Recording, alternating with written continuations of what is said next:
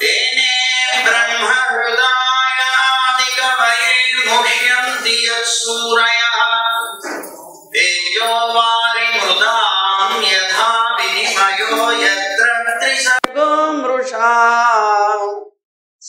धाम्ना स्वेन सदा निरस्तकुहकं सत्यं परं धीमहि धर्मः प्रोज्झितकैतवोऽत्र परमो निर्मत्सराणां सतां वेद्यं वास्तवमत्र वस्तु शिवदं तापत्रयोन्मूलनम् श्रीमद्भागवते महामुनिकृते किं वा परैरीश्वर सद्यो हृद्यवरुध्यतेऽत्र कृतिभिः शुश्रूषुभिस्तक्षणात् नारायणं नमस्कृत्य नरं चैव नरोत्तमं देवीं सरस्वतीं व्यासं ततो जयमुदीरयेत्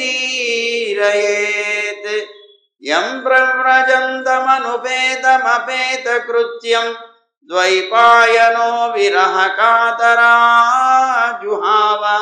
पुत्रेति तन्मयतया तरवोऽभिनेदुः तं सर्वभूतहृदयं मुनिमानतोऽस्मि। श्रीमद्भागवतं पुराणतिलकं यद्वैष्णवानां धनं यस्मिन् पारमहंस्यम् एकममलं सत्यं ज्ञानं परं गीयते यत्र ज्ञानविरागभक्तिनैष्कर्म्य आविष्कृतं निगमकल्पतरोर्गलितं फलं सुखमुखादमृतद्रवसंयुतं पिबत भागवतं रसमालयं मुहुरहो रसिका भुवि भावुकाः ज्ञानानन्दमयं देवं निर्मलस्फटिकाकृतिम् आधारं सर्वविद्यानां हयग्रीवमुपास्महे श्रीरङ्गसिंहगिरिदेशिकपादसेवा प्राप्ताखिलद्रविडवेदरहस्य जातं श्रीगौतमान्वयजमाश्रित भागधेयं गोपालदेशिकमहं शरणं प्रपद्ये। संसारसागरे मग्नं दीनं मां करुणानिधे कर्ममोहगृहीताङ्गं मामुद्धर भवार्णवात्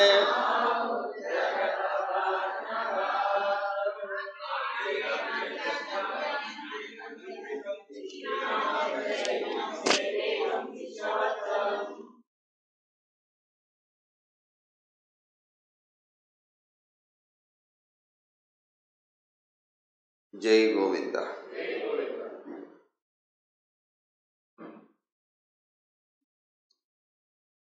ఉద్ధవుడు శ్రీకృష్ణ పరమాత్మని ప్రశ్నించాడు, ఏమయ్యా, నువ్వు సనకాది మహర్షులకి ఎప్పుడు యోగాన్ని ఉపదేశం చేశావు? ఏ రూపంతో చేశావు? ఎందుకు చేయవలసి వచ్చింది అనేటువంటి ప్రశ్న వేస్తే దానికి సమాధానంగా పరమాత్మ చెప్తున్నారు. ఒకసారి బ్రహ్మ మానస పుత్రులైనటువంటి సనకాదులు వారి యొక్క తండ్రి అయినటువంటి చతుర్ముఖ బ్రహ్మ దగ్గరికి వెళ్ళి యోగంలో ఉండేటువంటి సుసూక్ష్మమైనటువంటి ఉత్తమమైనటువంటి స్థితిని గురించి చెప్పవలసింది అని ప్రార్థించారు. ఏమని ప్రార్థించారు అంటేట, ఓ దేవా, మానవుల యొక్క చిత్తం అంటే మనస్సు సహజంగానే విషయాల్లోకి ఆకర్షింపబడుతూ ఉంటుంది. విషయాలు కూడా వాసనారూపమైనటువంటి చిత్తంలో ప్రవేశిస్తూ ఉంటాయి.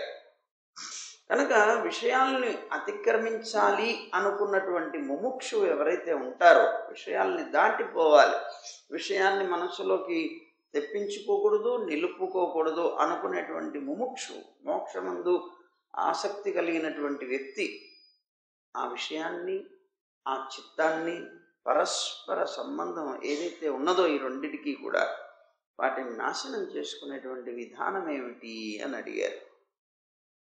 ఈ విషయాలు అనేటువంటివి చిత్తంలోకి వచ్చి దానివల్ల సంసారంలో పడేస్తున్నాయి కదా, మరి ఈ విషయాలు, ఆ చిత్తం, వీటికి ఉన్నటువంటి సంబంధాన్ని నాశనం చేసుకోవాలి.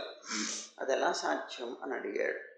అడిగితే అప్పుడు చతుర్ముఖ బ్రహ్మ అంటున్నారు, చతుర్ముఖ బ్రహ్మ కాదు, నారాయణుడు అంటున్నారు, కృష్ణుడు అంటున్నాడు, ఉద్ధవ, బ్రహ్మగారు కూడా స్వయంగా కారణరహితుడే. నిఖిల భూతానికి ఆయన కూడా సృష్టికర్త కదా. అయినప్పటికీ దేవతలందరిలో శ్రేష్టమైన వాడు కూడా. మరి అయినా కూడా కర్మ చేత అతను కూడా బంధితుడై ఉన్నటువంటి వ్యక్తి కావటం వల్ల అనేక రకాలుగా ఆలోచించాడు వీళ్ళు అడిగినటువంటి ప్రశ్నకి. కానీ ఆ ప్రశ్నకి సమాధానం ఆయనకి తెలుసుకోలేకపోయాడు. అలా తెలుసుకోలేక నన్ను గురించి ధ్యానించాడు. ఎప్పుడైతే నన్ను స్మరించాడో వెంటనే నేను అక్కడ హంస రూపంలో ప్రత్యక్షమయ్యాను. హంస రూపంలో ప్రత్యక్షమయ్యాను. అప్పుడు మునులందరూ కూడా నా యొక్క అద్భుతమైనటువంటి ఆ హంస రూపాన్ని దర్శించి బ్రహ్మని ముందు పెట్టుకొని వచ్చారు నా దగ్గరికి, నమస్కరించారు. నువ్వెవరివి అని అడిగారు నన్ను. అడిగితే యోగతత్వం తెలిసినటువంటి మునులు ఇలా అడిగేటప్పటికే నాకు చాలా ఆశ్చర్యం అనిపించింది. సరే, అప్పుడు నేను ఒక సమాధానం చెప్పాను వాళ్ళకి. అదేమిటో తెలుసునా, ఓ బ్రాహ్మణులారా, పరమార్థ రూపమైనటువంటి వస్తువు యథార్థంగా నానాత్వరహితమై ఉంటుంది. అలా ఉన్నప్పుడు మీరు నన్ను ఇలా ప్రశ్నించడం ఎలా పొసుగుతుంది అని అడిగాడు. అంటే అర్థం ఏంటి, మీరు జీవజ్ఞానంతో నన్ను నువ్వెవరివి అని ప్రశ్నించారు కదా, అది సరైనటువంటిది కాదు. ఎందుకంటే జీవులందరూ కూడా ఒకటే కదా. ఒకటే కదా అంటే ఒకే జీవుడు ఉన్నాడని అర్థం కాదు. జ్ఞానాకారంగా ఒకటే కదా. అప్పుడు ఆ జీవులందరూ ఒకటే, జ్ఞానాకారంగా ఒకటే అయినటువంటి ఆ జీవులకి ఒక నామం ఉన్నదా, ఒక రూపం ఉన్నదా? అలాంటిది లేనప్పుడు నువ్వెవరివి అని అడిగితే సమాధానం ఏం చెప్పాలి? నేను ఎవరని చెప్పాలి? అందువల్ల ఇలాంటి నిర్ధారణ చేసేటువంటి నువ్వెవరు అంటే ఫలానా అని చెప్పడానికి వీలైనటువంటిది కాదు. కనుక నీ ప్రశ్న సరైనటువంటిది కాదు అని అన్నారు. ఎందుకంటే ఇంకో విధంగా చూసిన ఆత్మకి ఎలాగైనా సరే జాతి కానీ గుణం కానీ మొదలైనటువంటివేవి లేవు. అందువల్ల నేను ఈ విషయాన్ని పోనీ మీరు అడిగారు కనుక సమాధానం చెప్తాను. మీకు కావలసినటువంటి ప్రశ్న మీరు అడిగారు చతుర్ముఖ బ్రహ్మని, దానికి సమాధానం చెప్తాను నేను. దేవతలు, మనుష్యులు మొదలైనటువంటి శరీరాలన్నీ కూడా పంచభూతాలతో తయారు చేయబడినవి. మరి ఆ శరీరాలు కూడా అభిన్నాలే. ఆ శరీరాలు కూడా దేంతో తయారు చేయబడ్డాయి? పంచభూతాలతోనే కదా. అంటే అనేక రకాల శరీరాలు కనిపిస్తున్నాయి, కానీ ఆ శరీరాలన్నీ ఒకటే. ఆత్మలు ఒకటే, శరీరాలు ఒకటే. అయితే పరమార్థం కూడా అభిన్నమే. ప్రాకృతంగా ఉన్నటువంటి ఈ శరీరం కూడా పంచభూతాత్మకమైన శరీరం ఒకటే కదా. ఇలాంటి సందర్భంలో నువ్వెవరివి అని అడుగుతున్నావేంటి అని అడిగారు. జగత్తులో మనస్సు చేత కానీ, వాక్కు చేత కానీ, దృష్టి చేత కానీ, ఇంకా ఇతరమైనటువంటి ఇంద్రియాల చేత కానీ గ్రహింపబడేటువంటి విషయాలు ఏవైతే ఉన్నాయో అన్నీ కూడా నా స్వరూపాలే అని గుర్తించండి అన్నాడు. నాకంటే భిన్నమైనటువంటివి లోకంలో ఏవి కూడా లేవు. ఈ సిద్ధాంతాన్ని తత్వవిచారం బాగా చేస్తే తప్ప అర్థం కాదు. అయితే పుత్రులారా, మానవుల యొక్క చిత్తం ఏదైతే ఉందో ఆ చిత్తం విషయాల్లోకి వెళుతూ ఉంటుంది. ఆ విషయాలు చిత్తంలోనే ప్రవిష్టాలై ఉంటాయి. కానీ ఈ చిత్త విషయాలు రెండు కూడా ఉన్నాయే, ఆ రెండు కూడా సాక్షాత్తు బ్రహ్మస్వరూపుడైనటువంటి ఆ జీవుడికి, అంటే బ్రహ్మని అంతర్యామిగా కలిగినటువంటి జీవుడికి ఉపాధి రూపములే కానీ స్వరూపాలు కావు. చిత్తం కానీ విషయం. ఉపాధి అంతే. ఉపాధి అంటే శరీరం. ఆ శరీరం వల్ల వచ్చేటువంటివి, శరీరం ఇంద్రియాలన్నీ కూడాను ఆ జీవుడికి ఆధారమైనవి, అంటే ఉపాధులుగా ఉన్నవే కదా. కానీ జీవుడి యొక్క స్వరూపం మాత్రం ఈ చిత్తము కాదు, విషయాలు కావు అని అన్నారు. అందువల్ల మాటి మాటికి విషయాల్ని సేవించడం వల్ల ఈ చిత్తం అనేటువంటిది విషయాసక్తం అవుతూ ఉంటుంది. ఇతని యొక్క స్వరూపం కాదు. ఈ స్వరూపం అయితే మాటి మాటికి మారుతూ ఉంటుంది. కానీ ఇది ఏకరూపమైనటువంటిది, జ్ఞానరూపమైనటువంటిది కనుక ఈ విషయాల్ని చేర్చుకునేటువంటిది ఆత్మ కాదు, దాని స్వరూపం కాదు. చిత్తం మాత్రం చేర్చుకుంటుంది. అయితే ఈ చిత్తం అనేటువంటిది విషయాలను ఎందుకు చేర్చుకుంటుంది అంటే మాటి మాటికి విషయాలనే సేవిస్తూ ఉంటుంది. చాలామంది అడుగుతూ ఉంటారు, చూడండి, మేము భగవంతుని గురించి కూర్చొని ధ్యానం చేద్దాం, జపం చేద్దామని కూర్చుంటే అన్ని విషయాలే వస్తూ ఉంటాయండి మనస్సులో. ఎందుకని వస్తున్నాయి అవి? మనస్సులో నిరంతరం భగవంతుని స్మరణ చేస్తున్నా కూడా విషయాలే ఎందుకు వస్తాయి మనస్సుకి అంటే నువ్వు దానికి అలవాటు చేసింది వాటిని. చిన్నప్పటి నుంచి నీ మనస్సుకు నువ్వు అలవాటు చేసింది విషయాలే కనుక ఆ విషయాలు అనేటువంటివి అంత తొందరగా ఎలా పోతాయి? అలవాటు పడినటువంటివి. ఒకవేళ నువ్వు జపం చేసుకున్న ఆ విషయం వస్తే, నువ్వెందుకు వచ్చావు, నేను భగవంతుని కదా, అలవాట్లో పొరపాటు అంటే ఏం చేస్తావు? అలవాటు పడిపోయాను ఈ చిత్తానికి. అందువల్ల మాటి మాటికి విషయాల్ని సేవించడం వల్ల చిత్తం అనేటువంటిది విషయాసక్తమయ్యే ఉంది. విషయాలు కూడా చిత్తంలో నుంచి పుట్టినవే, ఎక్కడో కాదు. విషయాలన్నీ చిత్తంలో నుంచి పుట్టినవే. అందువల్ల పురుషుడు నా స్వరూపాన్ని కనుక ఎప్పుడైతే పొందుతాడో, అంటే పొందటం అంటే నన్ను నిరంతరం ఎప్పుడైతే ధ్యానించగలుగుతాడో, నా గురించి కీర్తించగలుగుతాడో, నా సంబంధమైనటువంటి విషయాన్ని ఎప్పుడైతే తన యొక్క చిత్తంలోకి చేర్చుకోగలుగుతాడో, అప్పుడు ఈ విషయాన్ని, ఈ చిత్తాన్ని రెండింటినీ కూడా వదిలివేయగలుగుతాడు. దానికోసమే కదండి మీరు ఇలా అన్నారనే కదా జపం చేయడానికి కూర్చుంటే మళ్ళీ ఈ విషయాలు వస్తున్నాయంటే వస్తాయి. కానీ నువ్వు పట్టించుకోకూడదు, నీ జపం నువ్వు చేస్తూనే ఉండాలి. మరి మనస్సంతా ఇతర విషయాల మీద ఉంటే జపం ఎలా సాగుతుందండి?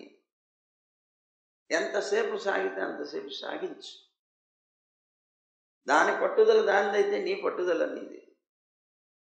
అలా చేయగా చేయగా చేయగా భగవంతుని యొక్క అద్భుతమైనటువంటి నామ మహాత్మ్యం చేత విషయాలనేటువంటి చెత్తంతా కూడా పోతుంది. పాపకూడదు మంచి. అదిగో ఆ విధంగా నా స్వరూపాన్ని ఎప్పుడైతే నీ మనసులో స్థిరపరచుకోగలుగుతావో అప్పుడు ఈ చిత్తంలో ఉండేటువంటి విషయాలు వాటంతటవే పోతాయి. అయితే మనం జాగ్రత్త అవస్థ, సుషుప్తి అవస్థ, అలాగే ఇవన్నీ పొందుతున్నాం.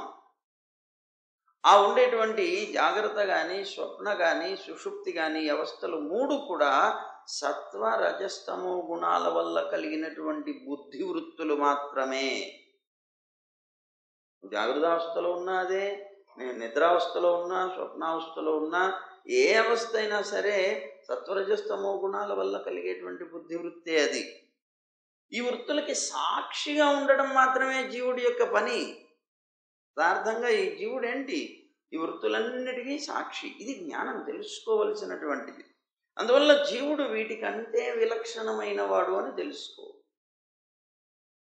ఈ మూడు మూడు గుణాల వల్ల వస్తున్నాయి.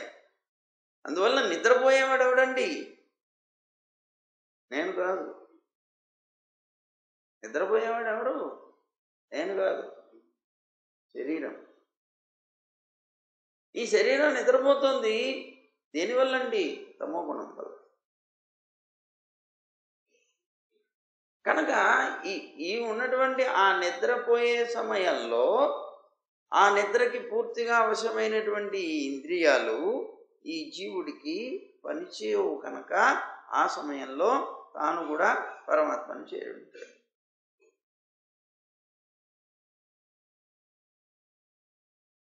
ఇదిగో ఇది చెప్తూ వస్తూ ఇక్కడ ఏమంటున్నారంటే, ఇది సత్వరజస్తమో గుణాల వల్లనే కలిగేటువంటి స్వప్నావస్థ, జాగృతావస్థ, సుషుప్తి అవస్థలు మూడు కూడా వాటి వల్ల కలుగుతున్నాయి కనుక జీవుడికి దీంతో సంబంధం లేదు. జీవుడు మాత్రం ఈ మూడు అవస్థల్లోనూ సాక్షి రూపుడు మాత్రమే అవుతున్నాడు. కానీ మరి ఎందుకు సంసారంలో పడుతున్నాడు ఇతను అంటే తన మీద కర్తృత్వం పెట్టుకోవడం వల్ల. యథార్థంగా ఇతనికేం సంబంధం లేదు, ఇవన్నీ జరిగేది శరీర సంబంధం. అయినా తాను మాత్రం నేనే చేస్తున్నాను అనే కర్తృత్వాన్ని తన మీద పెట్టుకుంటున్నాడు గనక బంధితుడవుతున్నాడు. అది చెప్తున్నారు. అందువల్ల అంతటా కూడా విషయ చిత్తాల సంబంధం ఎప్పుడైతే నా సంబంధమైనటువంటి ఇది మనసులో చేరుతుందో అప్పుడు వదిలిపోతాయి అన్నాడు. బుద్ధి వృత్తుల ద్వారా సంసార బంధం అనేటువంటిది జీవుడికి విషయ వృత్తిని కలిగిస్తుంది. ఈ బుద్ధి వృత్తులైనటువంటి ఏవైతే సత్వరజస్తమో గుణాల వల్ల వచ్చేటువంటివి ఉన్నాయో ఆ సత్వరజస్తమో గుణాల వల్లనే ఇతను విషయ వృత్తిలోకి వెళుతున్నాడు. అందువల్ల తురీయ చైతన్య స్వరూపుడైనటువంటి పరమాత్మ ఎవరైతే ఉన్నారో ఆ నాయందు నీ యొక్క బుద్ధిబంధాలన్నింటినీ కూడాను పరిత్యజించు, వదిలిపెట్టేసి అప్పుడు వాటంతట అవే ఈ చిత్తంలో ఉండేటువంటి విషయాలు విడిపోతాయన్నారు. అంటే ఇప్పుడు ఏం చెప్పారు? నువ్వు చేసేటువంటి సర్వకర్మలు నాకు సమర్పించేయాలి. నువ్వు చేసే సర్వకర్మలు కూడాను, సర్వ విషయాలు కూడాను నాకు సమర్పణ బుద్ధితో చేసేయి. ఆటోమేటిక్గా వాటంతట అవే అవి నీకు ఫలాన్ని ఇవ్వకుండా వెళ్ళిపోతాయి. కానీ నీ యందు నువ్వు కనుక కర్తృత్వాన్ని పెట్టుకున్నావా నిన్ను బంధిస్తాయి. ఎప్పుడైతే అవి నాకు సమర్పణ బుద్ధితో చేసావో అవి నన్ను పొందుతాయి, తద్వారా నీకు అంటావు. అంటకపోతే నువ్వు దానికి బద్ధుడివి అవ్వాల్సిన అవసరం ఉండదు. అహంకారం, ఇదే ఇప్పుడు చెప్పామే, అహంకారం వల్ల కలిగినటువంటి బంధనమే జీవుడికి ఈ సంసారం. అదేం చేస్తుంది? సహజమైనటువంటి అతని యొక్క గుణాలు ఏవైతే ఉన్నాయో, అంటే ఆనందాది గుణాలు ఏవైతే ఉన్నాయో ఆ ఆనందాది గుణాలన్నిటినీ కూడాను ఆవరించేస్తున్నాయి. ఎప్పుడైతే ఈ అహంకారం వల్ల కలిగినటువంటి ఆ బంధనం అని చెప్పబడేటువంటిది ఇది ఈ జీవుడి యొక్క ఆనందాది గుణాలన్నింటినీ కూడాను ఆవరించేస్తుందో అప్పుడు ఇతనికి అనర్థాలు అనేటువంటివి కలుగుతుంది. సహజ స్వరూపం మరుగున పడిపోతుంది. సహజ స్వరూపం మరుగున పడిపోయి ఈ అహంకార వృత్తి వస్తుంది, స్వతంత్రత అనేటువంటిది ఒకటి వస్తుంది. దానివల్ల అనేక రకాల అనర్థాలు పొందుతున్నాడు. కానీ విద్వాంసుడైనటువంటి వాడు విషయాన్ని బాగా తెలుసుకొని విరక్తుడవుతాడు. ఎప్పుడైతే నాకు అసలు దీంతో సంబంధం లేదు అనే జ్ఞానం కలిగిందో అప్పుడు వీటి యొక్క వృత్తులు నావి అనేటువంటి భావించడం మానేస్తాడు. అందువల్ల అప్పుడు ఏమంటాడు? నేనేం చేయటం లేదు, నాది కాదు కర్తృత్వం, సంకల్పం నాది కాదు, కర్తృత్వం నాది కాదు, భోక్తని కూడా నేను కాదు అనుకుంటాడు. కర్త భోక్త సర్వం పరమాత్మ అనేటువంటి భావనతో తాను ఉంటాడు. అందువల్ల అప్పుడు ఈ వీటితో సంబంధం అనేటువంటిది కోల్పోతాడు. అప్పుడు ఇతను విరక్తుడైపోయి తురీయ వస్తువు అయినటువంటి ఆ పరమాత్మ యొక్క ధ్యానంతో, పరమాత్మ సంబంధమైనటువంటి భావనతో ఉండి అతను సంసార చింతన అంటే ఈ బుద్ధిజనితమైనటువంటి అభిమానాన్ని, భోగ చింతనని వదిలేస్తాడు. వైరాగ్యం అంటే అదే. విరాగం, రాగం అంటే ఏమిటి? ప్రీతి. విరాగం అంటే ప్రీతి లేకపోవడం. ఎప్పుడైతే నీకు ఇతర వస్తువుల యందు ఒక పరమాత్మ యందు ప్రీతి కలిగి ఆ పరమాత్మ కన్నా వేరైనటువంటి ఇతర వస్తువుల యందు నీకు ప్రీతి లేకుండా జీవించగలుగుతావో దానికే వైరాగ్యం అని. విరాగం అంటే అదే.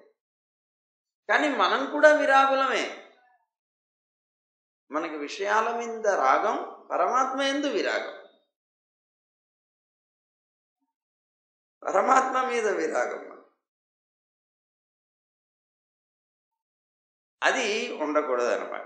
అందువల్ల ఇప్పుడు ఏమంటున్నారంటే ఆలోచన చేతనే, అంటే అనేక రకాలైనటువంటి యుక్తులు ఉంటాయే, ఆ యుక్తుల చేతనే ఈ భేద జ్ఞానం ఏదైతే ఉంటుందో నీలో అది నివృత్తి కానంత మటుకు కూడా ఈ జీవుడు జాగ్రత్త అవస్థలో ఉన్నా స్వప్నావస్థలో ఉన్నా విషయ కర్మల యందు చాలా సావధానుడయ్యే ఉండాలి. ఎందుకంటే వీటిలో ఆ జ్ఞానం ఇంకా పూర్తిగా రాలేదు. ఇవి నాకు సంబంధించినవి కాదు అనేటువంటి భావన రాలేదు కనుక విషయాల మీద చాలా సావధాన చిత్తుడై ఉండాలి. కానీ వాస్తవంగా వాని యొక్క యథార్థంగా ఈ జాగ్రత్తావస్థలో ఉన్నప్పటికీ కూడా ఒకవేళ అలా జాగ్రత్త వాడును అతను కనుక సావధాన చిత్తుడై లేకపోతే అది స్వప్నావస్థలాగానే అసత్యమైపోయింది, వ్యర్థమైపోతుంది. పరమాత్మ కన్నా భిన్నమైనటువంటి దేహాది భావాలకి అస్తిత్వమే లేదయా అన్నాడు. ఈ దేహాదులు ఏర్పడిన తర్వాతనే ఇవో వర్ణ ఆశ్రమ ధర్మాలన్నీ ఏర్పడ్డాయి, స్వర్గాది ఫలాలు ఏర్పడ్డాయి, దానికి కారణమైనటువంటి వాటిని పొందడానికి కావలసినటువంటి కర్మలు ఏర్పడ్డాయి. స్వప్నదర్శి అయినటువంటి పరమాత్మ ఎవరైతే ఉన్నాడో ఆ పురుషుని చేత చూడబడినటువంటి విషయ సమూహాల్లాగా ఇవన్నీ కూడా స్వప్నంలో చూసినటువంటి వస్తువులు ఎలాగైతే యథార్థం కాదో అలాగే యథార్థం కాదు అని అంటున్నారు.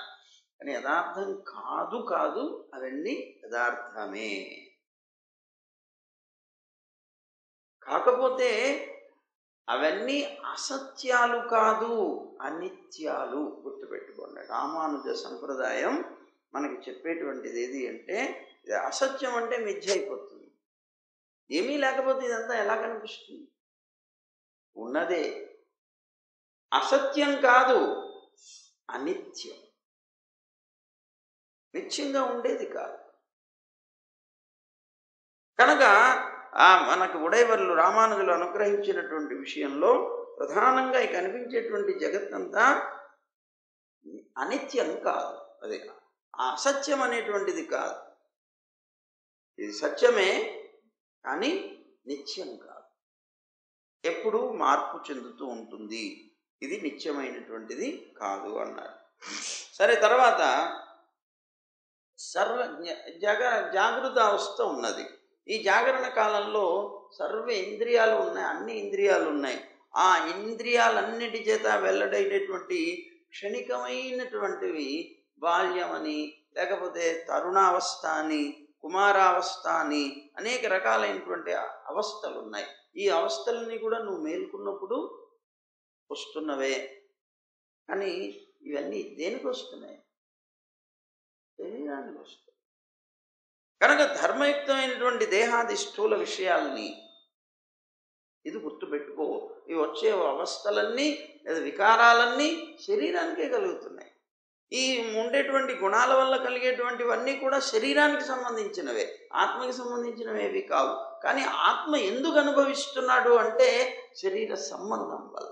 సహజంగా చల్లని తత్వం కలిగినటువంటి పాలు గిన్నె యొక్క సంబంధం చేత ఆ గిన్నెకున్నటువంటి వేడి వల్ల తాను కూడా వేడెక్కుతున్నట్లుగా ఈ తాపములని చెప్పబడేటువంటి ఆధ్యాత్మిక, ఆది భౌతిక, ఆది దైవిక తాపాల చేత తప్పింపబడేటువంటి ప్రకృతి సంబంధం, శరీర సంబంధం వల్ల ఈ జీవుడు సహజంగా ఆనందాది గుణాలు కలిగినటువంటి వాడైనప్పటికీ కూడా ఈ శరీర సంబంధం వల్ల తాను తాపాన్ని పొందుతున్నాడు. కనుక ఈ తాపం ఎప్పుడు పోతుంది అంటే దీనికి నేను సంబంధించిన వాడిని కాదు అనుకోగలిగిన. దీనికి నేను సంబంధించిన వాడిని, ఇది నేనే చేస్తున్నాను ఇలా అనుకుంటే తప్పనిసరిగా దానికి బంధితుడు అయిపోతూ ఉంటావు. ఇది జ్ఞానం, తెలుసుకోవాల్సినటువంటి యథార్థ జ్ఞానం. కనుక నా పరమాత్మ వస్తువు అని చెప్పబడేటువంటిది అంటే నేను యథార్థంగా వీడు స్వప్నావస్థలు అదే సుషుప్తి అవస్థలో ఉన్నప్పుడు యథార్థంగా నేను సాక్షినై ఉంటాను, జీవుడు సాక్షి అయ్యే ఉంటాడు. కాకపోతే తన భావన వల్ల బంధితుడైపోతున్నాడు. నాకు అలాంటి భావన ఉండదు కనుక నేను సాక్షిగానే ఉండి అతని కర్మలకి కూడా నేను సాక్షిని అవుతున్నాను.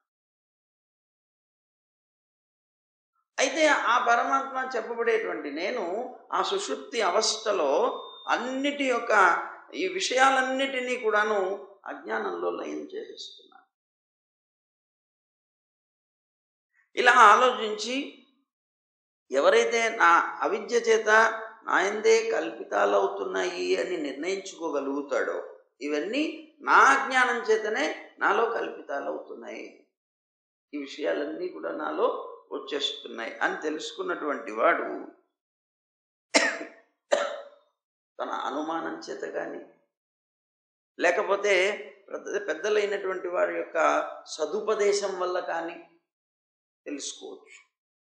అనుమానం చేత కూడా తెలుసుకోవచ్చు.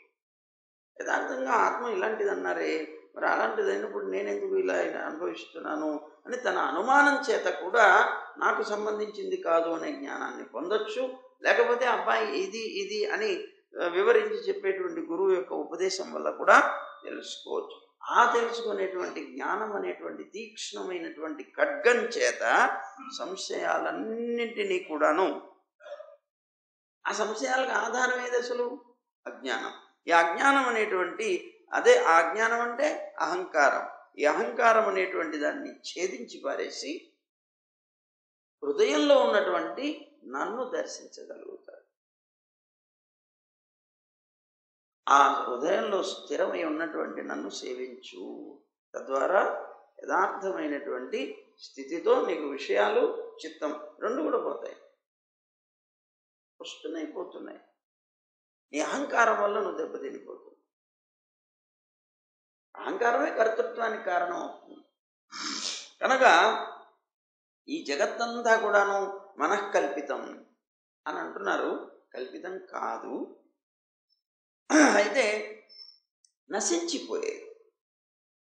ఇది నశించిపోతుంది, అతి చంచలమైంది. భ్రమ అని చెప్పడానికి అవకాశం కాదు. అలాంటి ఈ అద్భుతమైనటువంటి ఈ జగత్ ఏదైతే ఉందో, విజ్ఞాన స్వరూపమైనటువంటి బ్రహ్మ ఒక్కటి అంటే బ్రహ్మస్వరూపుడినటువంటి నేనే నానా విధాలుగా వెల్లడవుతున్నాను. నువ్వు చూస్తున్నటువంటి ఈ జగత్తంతా కూడా నేనే అనేక రూపాలుగా పొందుతున్నాను. అంటే అర్థం ఏంటి? ఈ జగత్తంతా ఆయన శరీరమే. ఇప్పుడు జీవుడు అదే మన జీవుడికి పరమాత్మకి శరీరి భావ సంబంధం అని నవవిధ సంబంధాల్లో ఒకటి. శరీరి భావ సంబంధం అంటారు. మనమంతా ఆయన శరీరం, ఆయన మనకి శరీరి అంటే ఆత్మ. అందుకనే జగత్తంతా ఆయన శరీరం కనుక ఇక్కడ ఒక విచిత్రం ఉంది చూడండి. ఆయన ఏమంటున్నారు? సమదృష్టి సమభావన కలిగిన వాడే మహాత్ముడు అంటున్నాడు. ఏమిటి సమభావన? ఎట్లా చూపిస్తావు? శరీరి భావ సంబంధంలో మనంతా ఆయన శరీరం, ఆయన మనకి ఆత్మ. ఎవరెందు సంభావన చూపించాలి నువ్వు? తోటి జీవకోటి మీద కదా. దాంతో ఎప్పుడు స్నేహం చేయాలి, విరోధం చేయకూడదు అని ఈ శరీరం నేర్పిస్తుంది. ఇప్పుడు మన శరీరమే ఉంది అనుకుందాం. సపోజ్ ఈ శరీరం మనకి నేర్పించే అద్భుతమైనటువంటి పాఠం ఏమిటో తెలుసిన? ఈ శరీరం అంతా ఒక జీవుడికి సంబంధించినటువంటి వస్తువు. ఈ శరీరంలో అనేక ఇంద్రియాలు ఉన్నాయి. చేతులున్నాయి 2, కాళ్ళున్నాయి 2, కళ్ళున్నాయి 2, చెవులున్నాయి 2, ముక్కులున్నాయి 2, నోరుంది. ఇలాంటి ఇంద్రియాలు ఎన్నో ఉన్నాయి. కానీ ఎప్పుడు శరీరంలో ఉండేటువంటి ఇంద్రియాలు ఒకదాన్ని ఒకటి కొట్టుకోవు, విరోధపడవు. ఒక చెయ్యి, కుడి చెయ్యి ఎప్పుడైనా ఎడమ చెయ్యి ఎప్పుడైనా కుడి చేతిలో కొట్టుకున్నట్టు చూసారా? కాళ్ళు కొట్టుకుంటున్నట్టు చూసారా? ఏమండి, ఎప్పుడైనా విరోధపడ్డాయా? పడలేదు. కాకపోగా ఇంకా ఏదైనా కష్టం వస్తే, ఒక ఇంద్రియానికి కష్టం వస్తే ఇంకో ఇంద్రియం దుఃఖపడ్డం చూసాం. ఇప్పుడు కాళ్ళలో ముళ్ళు కూర్చుందనుకోండి, అబ్బా అంటుంది నోరు, పక్కన పరిగెట్టుకుంటూ వెళ్ళి చెయ్యి పట్టేసుకుంటుంది, కళ్ళు నీళ్లు కారుస్తుంది. ఎంత విచిత్రం చూడండి. ఒక ఇంద్రియానికి కష్టం కలిగితే మిగిలిన ఇంద్రియాలన్నీ కూడాను అబ్బా అయ్యో అంటూ దానికి సహకరించేటువంటి ప్రయత్నం చేస్తూ దానికి కలిగినటువంటి కష్టానికి దుఃఖపడ్డం అనేటువంటిది చేస్తాయి. కానీ ఎప్పుడు కూడా ఒక ఇంద్రియం ఇంకో ఇంద్రియంతో కొట్టుకోవటం మాత్రం, మనం విరోధపడటం మాత్రం ఎప్పుడు చూడలేదు. నిజంగా మనం ఉండేటువంటి ఇంద్రియాలు ఒకటి విరోధపడ్డాయనుకోండి, నువ్వు జీవించలేవు.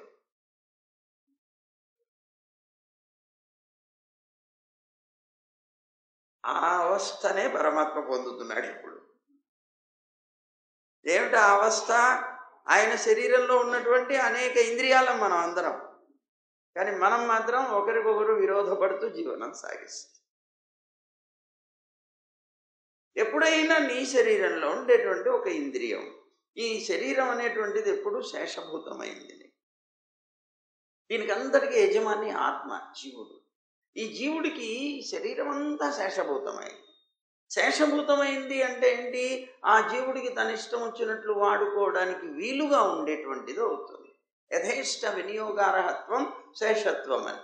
కనుక ఇష్టం వచ్చినట్లు వాడుకోవడానికి వీలుగా ఉండేటువంటి ఈ శరీరంలో ఏదైనా ఒక పార్ట్, ఇప్పుడు చూడండి, లోపల నుంచి ఒక సంకల్పం వచ్చింది, ఈ చేతికి ఆర్డర్ ఏంటి, చెయ్యిలే టక్కన లేసు, వద్దులే ఇంకా దిగు, అది దిగిపోతుంది. కన్ను చూడు, నోరు మాట్లాడు, లోపల నుంచి వచ్చేటువంటి ఇన్స్ట్రక్షన్స్ని బట్టి అది ప్రవర్తిస్తుంది. అంటే దానికి పూర్తిగా లోబడి పనిచేస్తుంది. ఎప్పుడైనా నీ చెయ్యి నువ్వు లేవమంటే లేవలేదనుకోండి, నువ్వు ఇన్స్ట్రక్షన్ ఇచ్చావు దానికి, కానీ లేవలేదు, ఏం చేస్తావు? వెంటనే డాక్టర్ దగ్గర పరిగెడతాం. ఎందుకు పరిగెడతాం? దాని యొక్క యథార్థమైన స్థితిలో అది లేదు. అంటే ఏమైంది? అది స్వతంత్రించింది. దాన్ని ఏమంటాం మనం? రోగము అంటాం. అది ఒక జబ్బు. జబ్బు అని చికిత్సకుడి దగ్గరికి తీసుకువెళ్ళి దాన్ని చికిత్స చేసి మళ్ళీ మనం చెప్పినట్టు వినేలాగా ప్రవర్తింప చేసుకోవడం చేస్తాం. ఎలాగో మనం కూడా భగవంతుని యొక్క ఇంద్రియాలమే ఆయన శరీరంలో ఉండి మనం స్వతంత్రులం అనుకుంటూ ఉంటే భగవంతుడు మనకి చికిత్స చేస్తాడు. ఏమిటా చికిత్స? కష్టాలు కలిగి,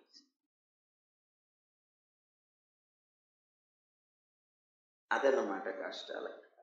మనకుండే అహంకారం అనేటువంటిది ఎప్పుడైతే అది పోయిందనుకోండి, మళ్ళీ తన స్వరూపాన్ని దాన్ని తెలుసుకొని ఆ ఉండేటువంటి జీవుడికి తాను ఎలా పనిచేయాలో అలా పనిచేస్తుంది అనుకోండి, ఆనందాన్నే పొందుతుంది, ఎప్పుడు దుఃఖమే లేదు దానికి.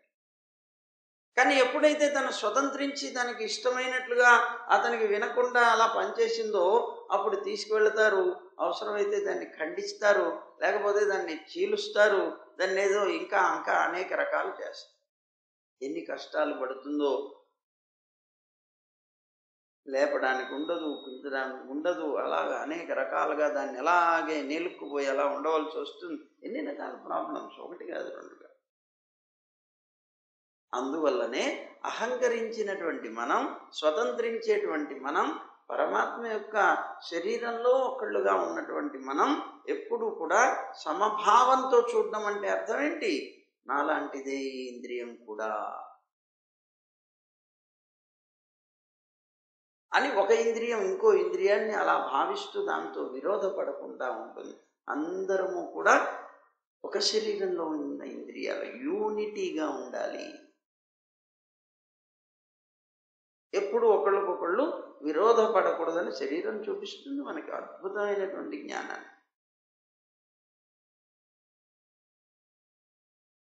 ఎప్పుడూ స్వతంత్రించకూడదు అని కూడా చూపిస్తుంది. స్వతంత్రించడం అనేటువంటిది ఒక జబ్బు అని కూడా చూపిస్తుంది.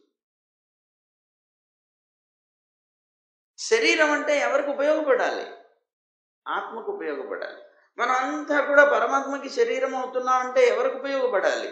ఆయనకు ఉపయోగపడాలి. అంటే ఆయన చేత ఇష్టం వచ్చినట్లు వాడుకోబడడానికి వీలుగా ఉండాలి మనం.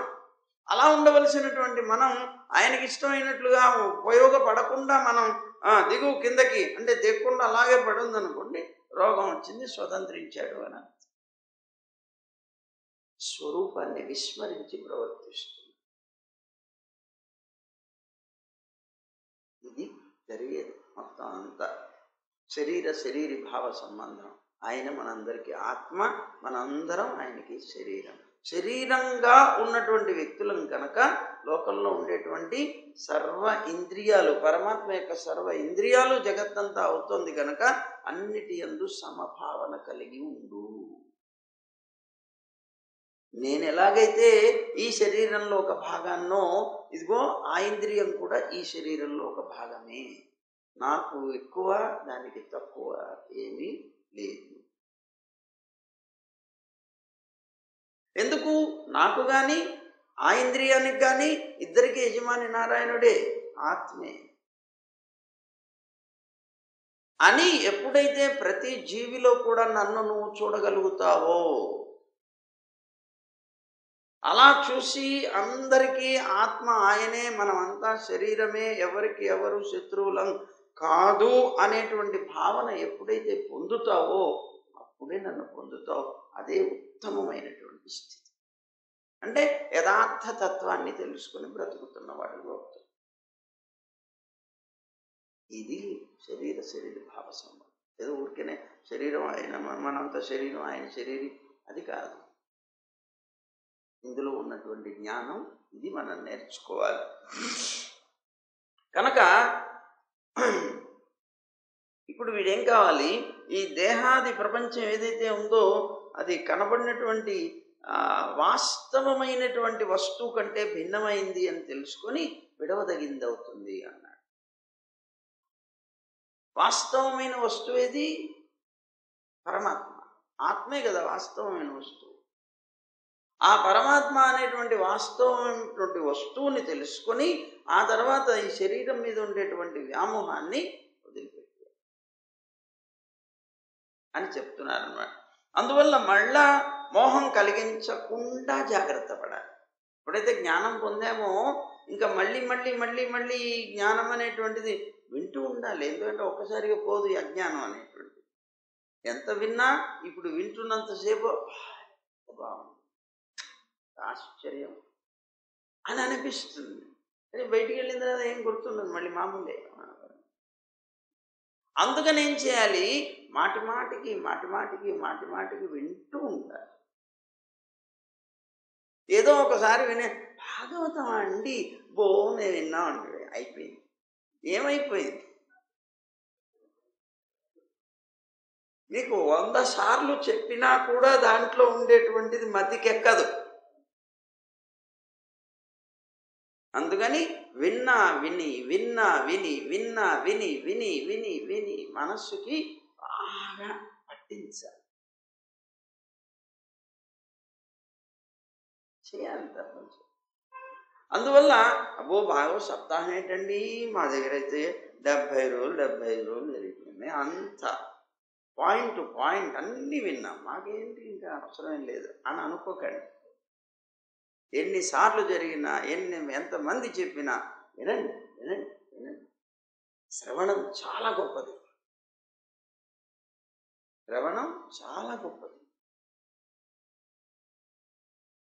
అందువల్ల ఇది జరగాలి అంటున్నారు. ఆ తర్వాత వీడికి ఏమవుతుందట, ఈ మోహం కలిగించకుండా ఉంటుంది. యథార్థమైన తత్వం తెలుసుకుంటే అప్పుడు ఏమవుతుంది, ఇది ఎప్పటిదాకా ఉంటుంది, దేహం అనేటువంటిది పడిపోయేంత మటుకు ఉంటుంది. అంటే చావు చివర చచ్చేంత మటుకు కూడా ఇది ఉంటుంది. ఈ సంసార రూపంతోనే స్మృతి ఉంటుంది, ఉంటుంది, యథార్థంగా ఉంటుంది. కానీ జ్ఞానంతో తాను జీవనం సాగించుకుంటూ వెళ్ళాలి. అయితే చూడండి, మహానుభావుడైనటువంటి వ్యక్తి ఉంటాడు. దీన్ని భిన్నంగా జీవిస్తూ ఉన్నప్పటికీ కూడా దీంతో సంబంధం లేకుండా ఉండేటువంటి వ్యక్తి ఎలా ఉంటాడో చెప్తున్నారు. బాగా తాగాడు, బాగా పీకల దాకా తాగాడు. తాగినటువంటి వాడు ఎలా ఉంటాడు, పూర్తిగా మత్తులో ఉంటాడు. ఆ మత్తులో ఉండేటువంటి వ్యక్తికి తాను ధరించినటువంటి వస్త్రం తన ఒంటి మీద ఉన్నదా లేదా కూడా తెలియదు. అంటే తనకి ఏమీ తెలియదు. ఇంకా ఆ తాగినటువంటి వ్యక్తికి తాను ధరించినటువంటి వస్త్రం శరీరం మీద ఉన్నదో లేదో కూడా ఎలాగైతే తెలుసుకోలేడో, అలాగే సిద్ధ పురుషుడైనటువంటి వ్యక్తి, ఆ సిద్ధ పురుషుడైనటువంటి వ్యక్తికి స్వరూప సాక్షాత్కారం కనుక చేసుకోగలిగితే, చేసుకున్నవాడు కనుక అయితే సిద్ధపురుషుడు అంటున్నారు కనుక చేసుకొని ఉంటాడు. ఆ చేసుకున్నటువంటి వ్యక్తికి ఆత్మరతి వల్ల ఇతను ధరించినటువంటి నశ్వరమైనటువంటి నశించిపోయేటువంటి శరీరం ఏదైతే ఉన్నదో అది ఉన్నదా లేదా, నేను నిల్చున్నానా కూర్చున్నానా పడుకున్నానా ఏమీ కూడా తెలియదు. అందుకనే సమాధి స్థితిలో ఉన్నటువంటి వ్యక్తులకు ఏమీ తెలియవంటారు. పరీక్షిత్ మహారాజు పాపం వెళ్ళి పామును వేసిన ఆ సమయంలోనే అదన్న. అందువల్ల యథార్థంగా ఈ విధమైనటువంటి తత్వజ్ఞానాన్ని తెలుసుకొని శరీరంతో నాకు సంబంధం లేదు అనుకునేటువంటి వ్యక్తి ఆ విధమైనటువంటి స్థితిలోకి వెళ్ళిపోతాడు. తన ఆత్మరతుడు అవుతాడు. ఎప్పుడైతే ఆత్మరతుడు అవ్వాడో, పరమాత్మని ధ్యానం చేస్తూ వెళ్ళాడో, సర్వాన్ని మర్చిపోతాడు. అలా జీవిస్తాడు చివరి దాకా. వారు పూర్తిగా పోయేంత మటుకు కూడా ఆ విధంగా పోయి తర్వాత మళ్ళీ బయటపడతాడు, పరమాత్మను పొందుతాడు అన్నమాట. అలాగే దైవవశం చేత ఎప్పుడు తిరగటం, కూర్చోవడం, పనులు చేయడం మొదలైనటువంటి తత్వం కలిగినటువంటి శరీరం ఏదైతే ఉందో, ఈ శరీరం తాను చేసినటువంటి కర్మలు ఉన్నంత మటుకు కూడా ప్రాణంతో ఇంద్రియాలతోటి తప్పక జీవించే. అందుకే చెప్తారు, ఏం చెప్తారు, అబ్బాయి నువ్వు వచ్చేటప్పుడు నీ నిర్ణయంతో నువ్వు రాలేదు, నువ్వు పోయేటప్పుడు కూడా నీ నిర్ణయంతో నువ్వు పోలేదు. ఎలా వచ్చావు నువ్వు? భగవంతుడి యొక్క నిర్ణయంతో. భగవంతుడు నీకుండేటువంటి కర్మలు ఏవైతే ఉన్నాయో, ఆ ప్రారంభ కర్మలు ఏవైతే ఉన్నాయో అవన్నీ అనుభవించడానికి ఒక సమయాన్ని నిర్ణయం చేశాడు. ఆ నిర్ణయించబడినటువంటివన్నీ ఫీడ్ అయిపోయాయి. ఆ ఫీడ్ అయినటువంటి ఆ కర్మలు ఏ వయస్సు దాకా అయితే నీకు అనుభవించడానికి యోగ్యమై ఉన్నాయో ఆ వయస్సు దాకా నీ ఆయుష్ అనేటువంటిది, నీ ఆయుష్ తప్పనిసరిగా అప్పటిదాకా ఉంటుంది. నువ్వు ఆ కర్మలు పూర్తి చేసుకుంటే కానీ నీ శరీరాన్ని ఒడిచి వెళ్ళవు. అందువల్ల పోదామనుకుంటే పోలేడు, రావాలనుకుంటే రాలేడు. అదిగో అది ఉంటుంది అని చెప్పారు. చెప్పి కానీ సమాధి యోగం పొందినటువంటి పరమార్థ తత్వజ్ఞుడైనటువంటి పురుషుడు మాత్రం ఈ కర్మలన్నీ ఇట్లా అనుభవిస్తున్నా దాన్ని స్వప్న దృశ్యాలుగా భావిస్తాడు. యథార్థమైనటువంటివిగా తాను భావించి బ్రతకడు. అతనికి జ్ఞానం తెలిసింది, ఇవన్నీ శరీర సంబంధమైనవని తెలిసింది. ఈ శరీర సంబంధమైనటువంటి ఈ అజ్ఞానాన్ని నేను అనుభవించడానికి కారణం పూర్వజన్మ కర్మలని తెలిసింది. ఈ కర్మల వల్ల శరీరం అనుభవిస్తుంది, నేను ఎప్పుడూ కూడా పరిశుద్ధమైనటువంటి వ్యక్తినే అని తన జ్ఞానాన్ని తాను పొంది సమాధిలో తాను ఉంటాడు. ఈ కర్మలు ఏవైతే జరగవలసి ఉన్నాయో అవన్నీ జరుగుతున్నా కూడా పెద్దగా దాన్ని లక్ష్య పెట్టాడు. సాంఖ్యయోగంలోని రహస్యాలన్నిటినీ కూడా మీరు అడిగారు కనుక వివరించానన్నాడు. ఇందాక అడిగారు కదా నువ్వెవరివి అని, నేను చెప్తున్నాను, నేను విష్ణు భగవానుడను అన్నాడు ఆ హంస. నేను నారాయణుణ్ణి, మీకు ధర్మాన్ని ఉపదేశించడం కోసమని ఇక్కడికి వచ్చాను. నా కుమారుడైనటువంటి బ్రహ్మ నన్ను కలవడం చేత నేను ఇక్కడికి వచ్చి మీకు ఉపదేశం చేశాను. ద్విజులారా, నేను సాంఖ్యం, యోగం, సత్యం, ఋతం. ఋతం అంటే మధురమైనటువంటి భాషణ. అలాగే ఋత భాషణ అంటే ఏంటి? కపటం లేనటువంటి మాట. అలాంటి ఆ మాట, అలాగే తేజస్సు, శ్రీ, కీర్తి, దమం మొదలైనటువంటి అన్నిటికీ కూడా ఆశ్రయ స్వరూపుణ్ణి ఉన్నాను. ఇవన్నీ నాలోనే ఉన్నాయి. నిత్యము అప్రాకృతమైనటువంటి సామ్యం కానీ, అసంగం కానీ మొదలైనటువంటి గుణాలన్నీ కూడా నిర్గుణుడైనటువంటి నాలోనే ఉన్నాయి. నిర్గుణుడు అంటే పరమాత్మ గుణాలు లేనివాడు అని కాదు అర్థం. అక్కడ నిర్గుణుడు అంటే అర్థం ఏంటి? హేయ గుణములు లేనివాడు అని, చెడ్డ గుణాలు లేనివాడు. కళ్యాణ గుణాకరుడు, నిఖిల హేయ ప్రచ్చనీక కళ్యాణైకతానః. నిఖిల హేయ ప్రచ్చనీకుడు, అనేకమైనటువంటి చెడ్డ గుణాలు లేనివాడు. నిర్గుణుడు అంటే అది అర్థం. అసలు గుణాలే లేనివాడికి దయ అనేది ఎక్కడి నుంచి వచ్చింది? గుణాలే లేకపోతే ఈ జగత్తుని రక్షించడం అనేది ఎలా చేయగలుగుతాడు? కనుక గుణములు లేనివాడు అంటే రామానుజుల వారు మనకు అనుగ్రహించింది హేయ గుణములు లేనివాడు, కళ్యాణ గుణములకి ఆకరుడు, సముద్రం లాంటివాడు అని చెప్పారు. కనుక ఆ నిర్గుణుడు అంటే అర్థం అది. అలాగే నిరపేక్షకుడను, నాకు ఒకరి అపేక్ష లేదు. ఎవరినైనా రక్షించాలి అంటే నాకు ఎవరో ఒకళ్ళు సహాయం కావాలి అనుకునేటువంటి వ్యక్తిని కాదు. నిరపేక్ష రక్షకుడని నేను. అలాగే లోకంలో ఉండేటువంటి సకల జీవులకి హితకారిణి. ఎందుకు? ఆత్మ ఉన్నది, ఈ శరీరంలో జీవుడు ఉన్నాడు. ఈ జీవుడు పైన ఉండేటువంటి వెంట్రుక కొన దగ్గర నుంచి పాదానికి ఉండేటువంటి గోరు దాకా ప్రతిదాన్ని జాగ్రత్తగా చూసుకుంటాడు. ఎందుకని? తన శరీరం కనుక. తన శరీరం కనుక, ఈ శరీరానికి అధిపతి తానే కనుక, తాను ఈ శరీరం మీద పూర్తిగా హితం చేయడానికే ప్రయత్నం చేస్తాడు. అందువల్ల పరమాత్మ ఇప్పుడు ఏమవుతున్నాడు? సర్వహితకారి అవుతున్నాడు. అందుకని సమోహం సర్వభూతేషు అని చెప్పుకున్నాడు. అన్నిటి మీద నాకు సమమైనటువంటి బుద్ధి. ఎందుకు? ఇంద్రియాల్లో, శరీరంలో ప్రతి అణువు మీద కూడా సమమైనటువంటి భావనే మనకు ఉంటుంది. జగత్తంతా ఆయన శరీరం అయినప్పుడు సమభావం లేకపోతే ఎట్లాగా? నాకు కుడి చేయంటేనే బాగా ఇష్టం అండి, ఎడం చెయ్యి, డాక్టర్ గారు తీసేయండి ఇది అన్నాం కదా, అట్లా అన్నమాట. అలాగే సర్వ ప్రేమాస్పదుడను నేను. సకల జీవరాశి యందు కూడా నాకు ప్రేమ ఉన్నది, సమమైనటువంటి ప్రేమ. అది దేవ శరీరంలో ఉండని, మనుష్య శరీరంలో ఉండని, పశు శరీరంలో ఉండని, వృక్ష రాతి లేకపోతే పెంటలో పురుగై పుట్టని, ఆ దేవ శరీరంలో ఉన్నటువంటి జీవుడి మీద నాకు ఎంత ప్రేమ ఉంటుందో అంత ప్రేమ కొద్దిగా కూడా తగ్గకుండా ఈ పెంటలో పురుగైనటువంటి జీవుడి మీద కూడా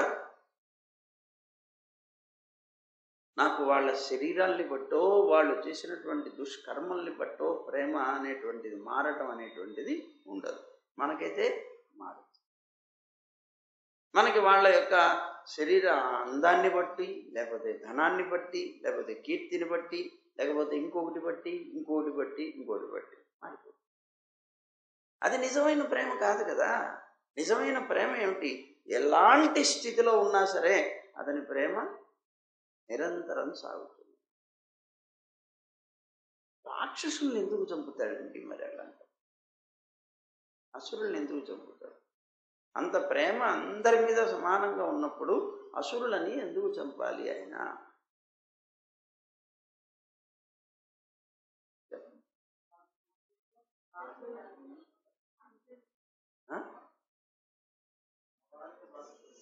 అంటే ఎందుకు అంటే అది కూడా ప్రేమ కార్యమే. అది కూడా ప్రేమ కార్యమే. ఏమిటి ప్రేమ కార్యం అంటే వాడిలో ఉన్నటువంటి దుర్గుణం వృద్ధి పొందుతోంది. ఎప్పుడైతే వృద్ధి పొందుతుందో ఆ వృద్ధి పొందింపజేసేటువంటి శరీరం నుంచి ఇతన్ని తప్పించేస్తే ఆ తప్పించేటువంటి వాడు కూడా తానే కనుక అయినట్లయితే మళ్ళీ ఇంకో శరీరాన్ని కూడా పొందడు. ఇంతటితో క్లోజ్. అప్పుడు పరిపూర్ణమైనటువంటి అతని యొక్క స్వరూపాన్ని పొందుతాడు కదా. అదనమాట, అది ప్రేమ కార్యం కదా. ఒక గురువు గారు పిల్లవాడిని కర్ర పెట్టి టపా టపా టపా టపా కొడతాడు చదువుకున్నాడు. ఎందుకు కొట్టాడు? హింసించడానికా? అతను బాగుపడాలి. ఎందుకు? అతను కూడా తనకి శిష్యుడే అనేటువంటి ఒక ప్రేమ ఉన్నది. అలాగే పరమాత్మకు కూడా జీవకోటి మీద తనవారు అనేటువంటి ఒక ప్రేమ ఉన్నది కనుక మంచివాడే సుఖంగా బతికేటువంటి వాడైతే పర్వాలేదు, చెడ్డవాడై ఉన్నాడు కనుక అతని యొక్క గుణాలకి శిక్ష వేసి అతన్ని తప్పిస్తాడు. అది కూడా ప్రేమ కార్యం. అది చెప్తున్నారు. తర్వాత సర్వాంతర్యామి అనేటువంటి నన్ను సేవిస్తున్నారు అని అన్నాడు. సనకాది మొదలందరూ కూడాను ఈ మాటలను విన్నారు. చాలా ఆనందం వేసింది. ఈ చిత్తం విషయాలు అనేటువంటివి రెండింటిని పోగొట్టుకోవడానికి ప్రధాన కారణం నీవే అని తెలుసుకున్నారు. తెలుసుకున్న తర్వాత ఆ ప్రేమ భక్తితో కూడినటువంటి పూజ ఆయనకి చేసి ఆ దివ్యమైనటువంటి స్తోత్రం చేసి ఆయన్ని కీర్తించారు వీళ్ళందరూ కూడా ఆయన యొక్క మహిమని. ఆ తర్వాత మహర్షులందరూ పూజించిన తర్వాత స్తోత్రం చేసిన తర్వాత బ్రహ్మగారు చూస్తూ ఉండగానే నేను నా ధామానికి వచ్చేసానయ్యా అని ఉద్ధవుడితో చెప్తున్నాడు కృష్ణుడు. నేను హంస రూపంలో వాళ్ళకి వెళ్ళి అద్భుతమైనటువంటి జ్ఞానాన్ని ఉపదేశం చేశానన్నాడు. అయితే ఇక్కడ ఉద్ధవుడికి ఇంకో సందేహం కలిగింది. ఏమయ్యా, బ్రహ్మవాదులైనటువంటి ఋషులు ఉన్నారు కదా, అనేక రకాలైనటువంటి శ్రేయస్సాధనాలు రకరకాలుగా వర్ణిస్తున్నారు. వాళ్ళు చాలా ఉన్నాయి శ్రేయస్సాధన. పరమాత్మని పొందడానికి శ్రేయస్సుని, అంటే శ్రేయస్సు అంటే ఇక్కడ మోక్షమే. ఆ మోక్షం పొందడానికి అనేక రకాల సాధనాలు చెప్తున్నారు. వాళ్ళు చెప్పేటువంటి ఆ సాధనాల్లో వైకల్పికమైనటువంటి వికల్ప భావంతో ఇది కానీ లేకపోతే అది కానీ, ఇది కానీ లేకపోతే అది కానీ అని చెప్పేటప్పుడు ఏమంటారు? ఇది కానీ లేకపోతే అది కానీ అన్నాం అంటే దానికి దీనికి సమమైన భావం ఉన్నది. అదైనా చేయొచ్చు, ఇదైనా చేయొచ్చు అన్నాం అనుకోండి, అది ఇది ఒకటే అనేటువంటి రీతిలో అన్ని ముఖ్యాలేనా లేకపోతే ఒక్కటే ముఖ్యమా? ఇదే చేయవయా, ఇదే చేయంటే అన్నిటికన్నా ఇదే ఉత్తమమైంది అని అర్థం. అలా వైకల్పికమైనటువంటి భావనతో ఎన్నో శ్రేయ సాధనాలుగా లోకంలో చెప్పబడుతున్నాయి కదా. అన్నీ సమానమైనవేనా? వాటిల్లో ఏదైనా అధికమైనది ఉన్నదా? శ్రేష్టమైనది ఉన్నదా? నాకు కొద్దిగా వివరించి చెప్పు అని అడిగాడు. నువ్వు ఉపదేశించినటువంటి భక్తి యోగం ఏదైతే ఉందో ఆ భక్తి యోగం చేత నా యొక్క మనస్సు సర్వ సంఘాలని కూడా నువ్వు వదిలిపెట్టేసి నీ మీదనే లగ్నం అవుతుంది. భక్తికి ఉన్నటువంటి గొప్పతనాలు. భక్తి ఎప్పుడైతే పరమాత్మ మీద కలిగిందో ఇతరమైనవేవి కూడా మనస్సులో చేరలేవు. అన్ని సంఘాలు వదిలిపెట్టేస్తుంది, నీ మీద మాత్రమే లగ్నమై ఉంటుంది.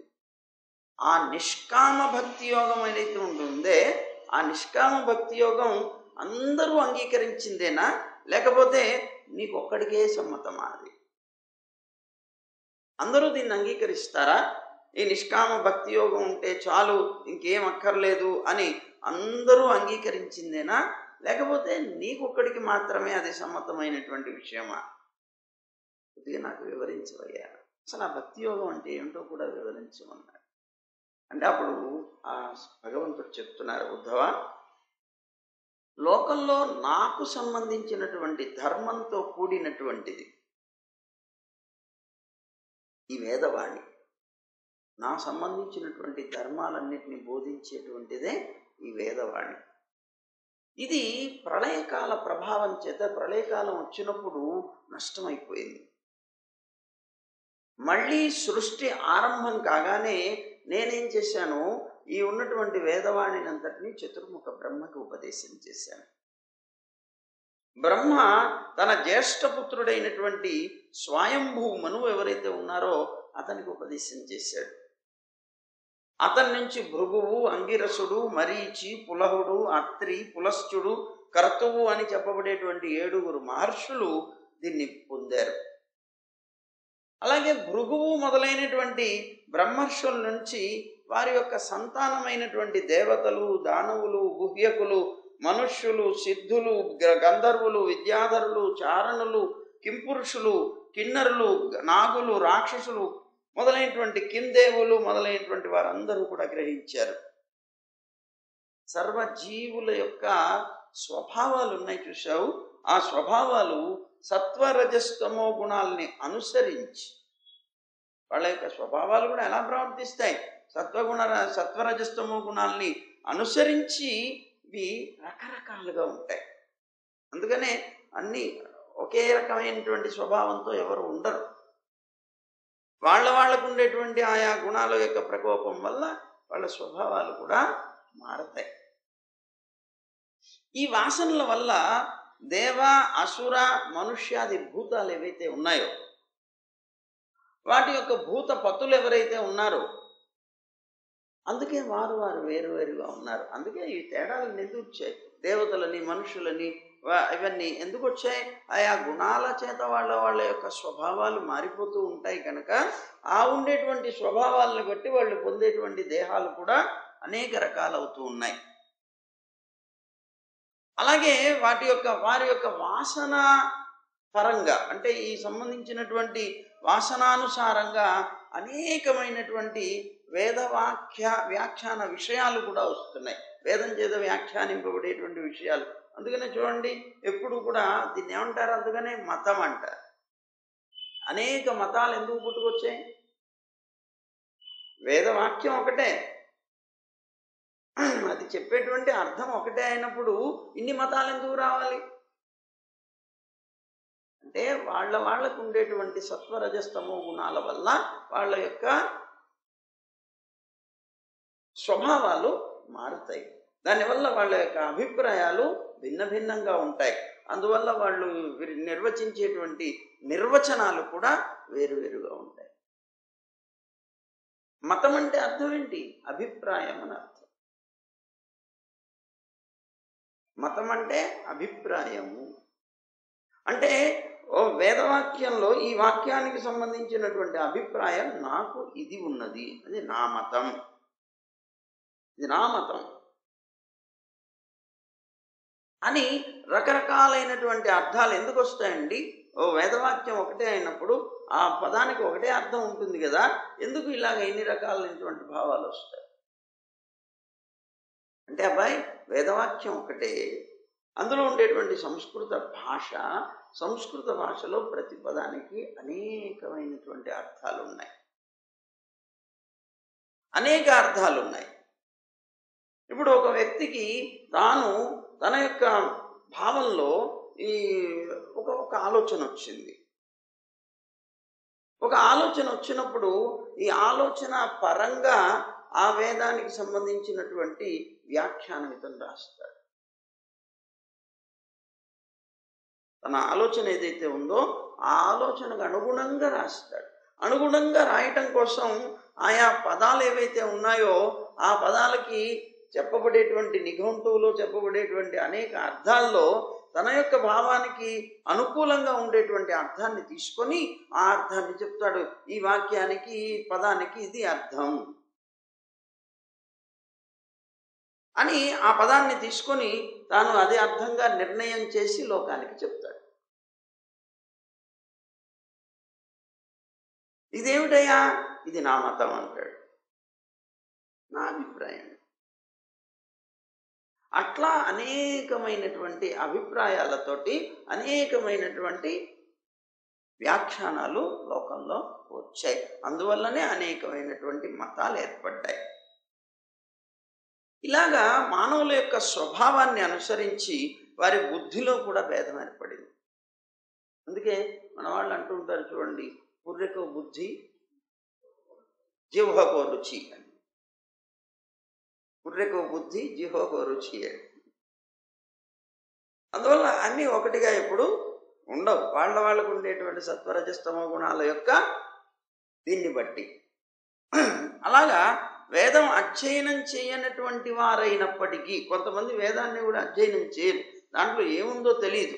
కానీ వాళ్ళ పరంపరగా వస్తున్నటువంటి ఆచారాలు అంటుంటారు చూడండి, పరంపరాగతమైనటువంటి ఉపదేశాన్ని అనుసరించి, మా తాతగారు ఇలా చెప్పారండి, వారికి వారి తాతగారు అలా చెప్పారు, నాన్నగారు అలా చెప్పారు, అలా మా వంశంలో ఇలా వస్తోందండి అని అనుసరించి విభిన్నమైనటువంటి అభిప్రాయాలు కలిగిన వాళ్ళు అవుతారు. ఇప్పుడు చూడండి ఎన్ని వంశాలు ఉన్నాయి లోకంలో, ఎంతమందికి ఎన్ని రకాల అభిప్రాయాలు ఉంటాయి. ఆ అభిప్రాయాన్ని వాళ్ళకి చెప్తారు, ఒరే నాన్న ఇలా చేయాలరా, మా తాతగారు ఇలా చెప్పారు, అదిగో అదే పాటిస్తాం మేము. మా ఆచారం అండి ఇది. ఇంతకుముందు చెప్పాం కదా, బుట్ట కింద పిల్లి, బుట్ట కింద పిల్లి, అర్థమైందా? అలా అందువల్ల అలాంటి ఆచారాలు వస్తాయి, అభిప్రాయాలు కూడా అనేకమైనటువంటి వస్తాయి. కొంతమంది అసలు ఎలాంటి ఆలోచన లేనటువంటి వారే, ఇలాంటి ఆలోచనలు కూడా ఉండవు కొంతమందికి. పరంపర లేదు, వేదము లేదు, ఇంకొకటి లేదు, ఇంకోటి లేదు. అలాంటి ఆలోచన ఏది కూడా లేనటువంటి వాళ్ళై వేదానికి విరుద్ధమైనటువంటి పాషండ మతాన్ని అవలంబిస్తారు. పాషండ మతం అంటే నాస్తిక మతాలుగా వెళ్తారు. కొంతమంది వేదాన్ని అనుసరిస్తారు, ఆ వేదాల్లో కూడా దానికి అనేక రకాలైనటువంటి వ్యాఖ్యానాలు చేస్తారు, దానివల్ల అనేకం వస్తాయి. కొంతమంది ఇలా కాకుండా అసలు వేద సంబంధమే లేకుండా పరంపరాగతంగా వచ్చేటువంటి వాటి వల్ల వాళ్ళు దాన్ని అనుసరిస్తూ అదే జ్ఞానం అనుకుంటూ జీవిస్తారు. దానివల్ల అవి ఆ సంప్రదాయాలు అనేకమైనటువంటి వస్తాయి. ఇవి కాకుండా అసలు ఏ విధమైనటువంటి ఆలోచన, అటు సంప్రదాయం లేదు, ఆచారం లేదు, పరంపర లేదు, వేదము లేదు, ఏమీ లేదు. తద్విరుద్ధమైనటువంటి ఇతని యొక్క స్వభావాన్ని, ఇతని యొక్క భావనని లోకంలో వ్యక్తపరిచి నాస్తికుడిగా, పాషండ మతాలుగా కూడా అనేక మంది వస్తారయ్యా. ఈ మానవులందరూ కూడా నా మాయ చేత మోహితులయ్యే తమ తమ యొక్క రుచి, కర్మ భేదాలని అనుసరించి నానా విధాలైనటువంటి శ్రేయస్సాధనాలని నిర్ణయం చేశారు. నువ్వు అడిగావే అనేక రకాల శ్రేయస్సాధనాలు వచ్చాయని. ఇవన్నీ ఎందుకు వచ్చాయి? వాళ్ళ వాళ్ళ యొక్క మతిని బట్టి వచ్చాయి, బుద్ధిని బట్టి వచ్చాయి. ఇదే శ్రేయస్సాధనం, ఇదే గొప్పది, ఇదే గొప్పది, ఇదే గొప్పది అని ప్రతివాడు తాను చెప్పుకునేటువంటి మతాన్నే గొప్పదిగా వ్యాప్తి చేస్తారు. అలా అనేకం పుట్టుకొచ్చాయి అన్నారు. వారిలో కొంతమంది ఎలా చెప్తున్నారో, కొంతమంది ధర్మమే గొప్పదంటారు, కొంతమంది ఏమంటారు కీర్తి గొప్పదంటారు. కీర్తి లేకపోతే అసలు మనిషికి విలువే ఉందయా అంటారు. అందువల్ల కీర్తి గొప్పదంటారు. కొంతమంది కామం గొప్పదంటారు, కొంతమంది సత్యం గొప్పదంటారు, కొంతమంది దమం, శమం, కొంతమంది ఐశ్వర్యం గొప్పదంటారు, కొంతమంది దానం, భోగాలు మొదలైనటువంటి గొప్పవంటారు, కొంతమంది యజ్ఞం గొప్పదంటారు, కొంతమంది తపస్సు గొప్పదంటారు, కొంతమంది దాన వ్రతం గొప్పదంటారు, కొంతమంది ఇలా కాదు అనేక రకాల వ్రతాలు ఉన్నాయి, ఈ వ్రతాలే గొప్పవంటారు. ఇవన్నీ కూడా పరమాత్మను పొందడానికి అదే శ్రేయస్సాధనాలుగా చెప్తారు. కానీ వెనక చెప్పబడినటువంటి పురుషులు ఎవరైతే ఉన్నారో ఆ పురుషుల యొక్క కర్మల వల్ల కలిగినటువంటి లోకం, ఇవన్నీ కూడా అనిత్యాలే, ఏవి నిత్యం కాదు. వీళ్ళేవి ఎన్ని రకాలైనటువంటి శ్రేయస్సాధనాలు లేకపోతే ఇంకోటో ఇంకోటో ఇంకోటో ఇంకోటో ఎన్ని చెప్పినా కూడా ఇవన్నీ కూడా అనిత్యాలే, దుఃఖాన్ని మోహాన్ని కలిగించేటువంటివే. అలాగే క్షుద్రములు, హీనాలు, శోకయుక్తాలైనటువంటివే. అయితే ఏది గొప్పది? ఇవన్నీ అలాంటివైతే యథార్థంగా ఏది గొప్పది? నా మీద మనస్సు నుంచి విషయ వాసనా శూన్యులైనటువంటి వారు నా పరమానంద స్వరూపాన్ని తెలుసుకోగలుగుతారు. ఇవన్నీ కూడా దానికి మార్గాలంతే. ఎన్ని మార్గాల్లో నువ్వు ప్రయాణం చేసినా చిట్ట చివరికి రావాల్సింది ఎక్కడికి?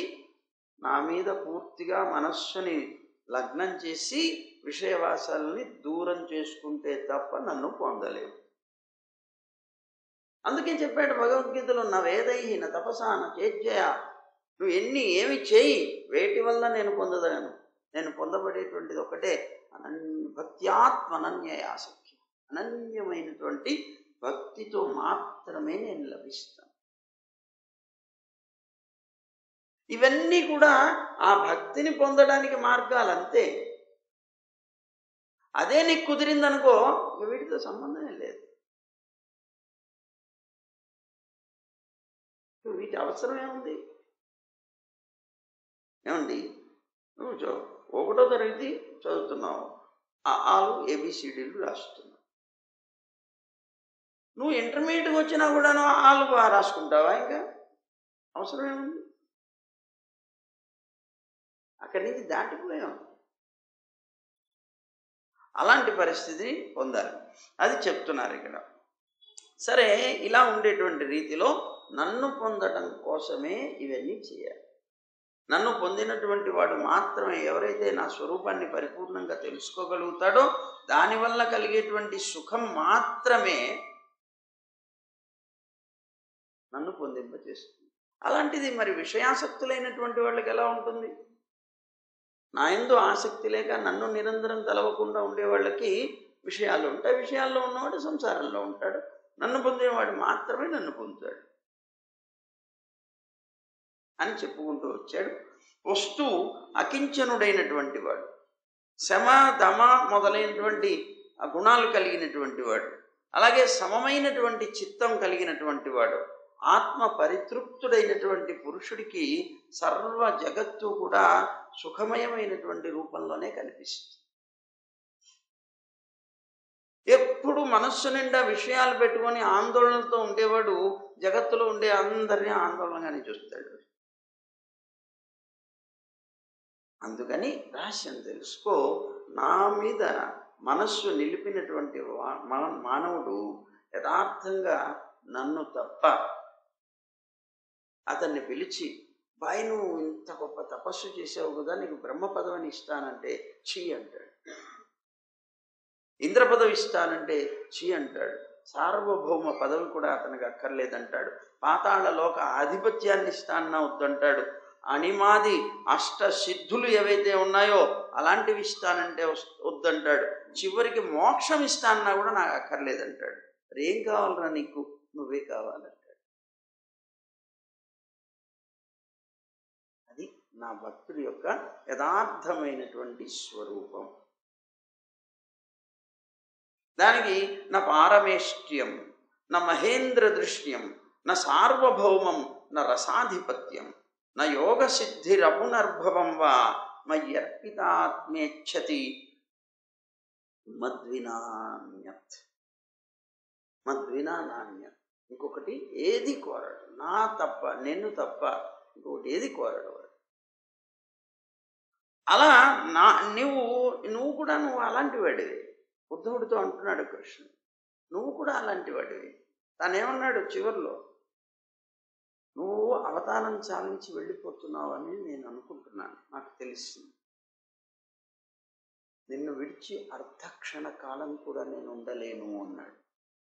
అర్ధక్షణ కాలం కూడా నేను నిన్ను విడిచి ఉండలేను అన్నాడు. మనం చెప్పుకున్నాను నిన్న.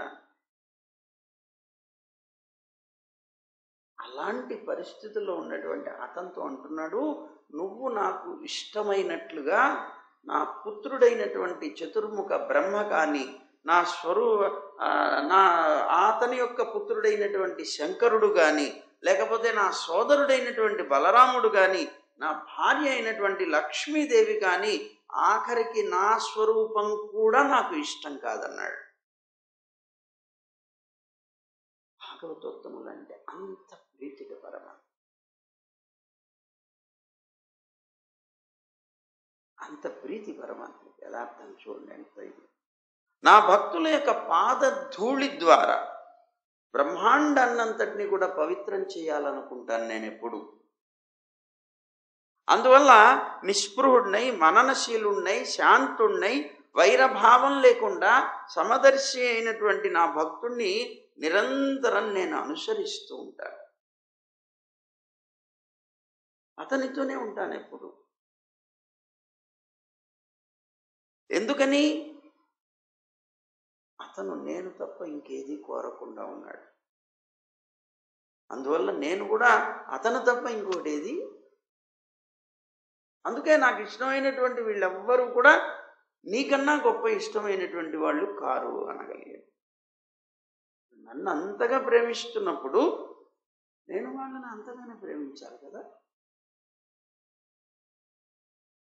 అని భగవంతుడి యొక్క అద్భుతమైనటువంటి భావాన్ని ఆవిష్కరించాడు.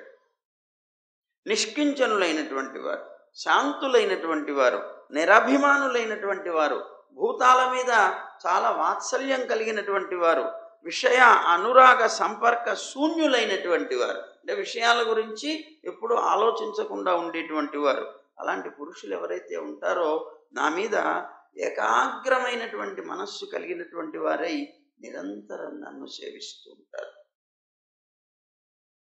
వాళ్ళు మాత్రమే నన్ను సేవిస్తారు. ఈ లక్షణాలు ఏమీ లేనివారు, అంటే చెడు లక్షణాలు ఏవీ లేక ఇలాంటి ఇప్పుడు పైన చెప్పినటువంటి లక్షణాలు కలవాళ్ళు మాత్రమే నన్ను సేవిస్తారు. అలాంటి వాళ్ళే నిరపేక్షకులైనటువంటి జనుల చేత పొందదగినటువంటి పరమ సుఖరూపమైనటువంటి నన్ను పొందుతారు.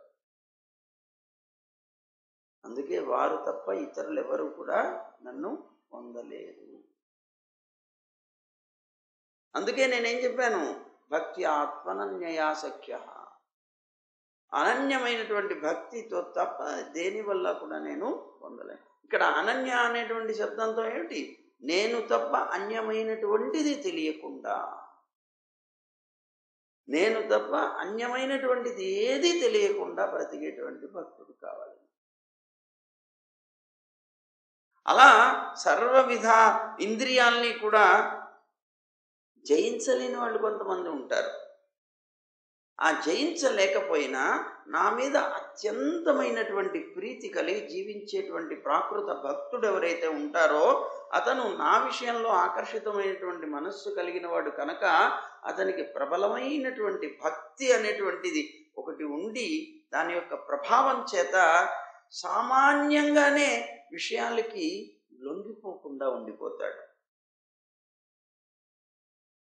అంటే అర్థం ఏంటి, ఎవరిలో అయితే తాను ఇంద్రియాల యొక్క స్థితిని జయించలేనటువంటి వాడై ఉన్నాడు, భక్తుడే కానీ ఇంద్రియాలని జయించలేకపోతే, పరమాత్మ మీద మాత్రం అత్యంతమైనటువంటి ప్రీతి ఉన్నది.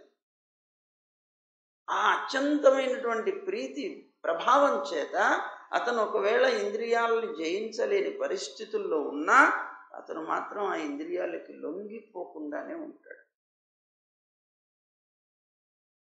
అంటే అర్థం ఏంటి, ఇంద్రియాలని జయించలేకపోతున్నాడు కానీ ఇంద్రియాలకి మాత్రం లొంగిపోడు. దాని యొక్క ప్రభావాన్ని కొంత గొప్ప అనుభవించినా కూడా పూర్తిగా అదే నాకు జీవితం అనేటువంటి రీతిలో జీవించాడు. ఎందుకు, అతని మనస్సంతా నా మీదనే ఉంది, నాకన్నా మిగిలినటువంటివి ఏది అవసరం లేదని ఉన్నది. కానీ ప్రీతి నా మీద ఉన్న ఆ ఇంద్రియాలు వాటి యొక్క బలం చేత అతన్ని పీకుతూ ఉంటే వాటి మీద ఇష్టత లేకపోయినా అయిష్టంగా అయినా తన జీవనం సాగిస్తాడు. అంటే దానికి లొంగిపోయే పరిస్థితుల్లో బ్రతకడు. ఎందుకు అంటే నా భక్తి ప్రభావం చేత అది అతన్ని కాపాడుతూ ఉంది, రక్షిస్తూ ఉంది, పూర్తిగా ఇంద్రియాలకు లొంగిపోకుండా రక్షిస్తుంది.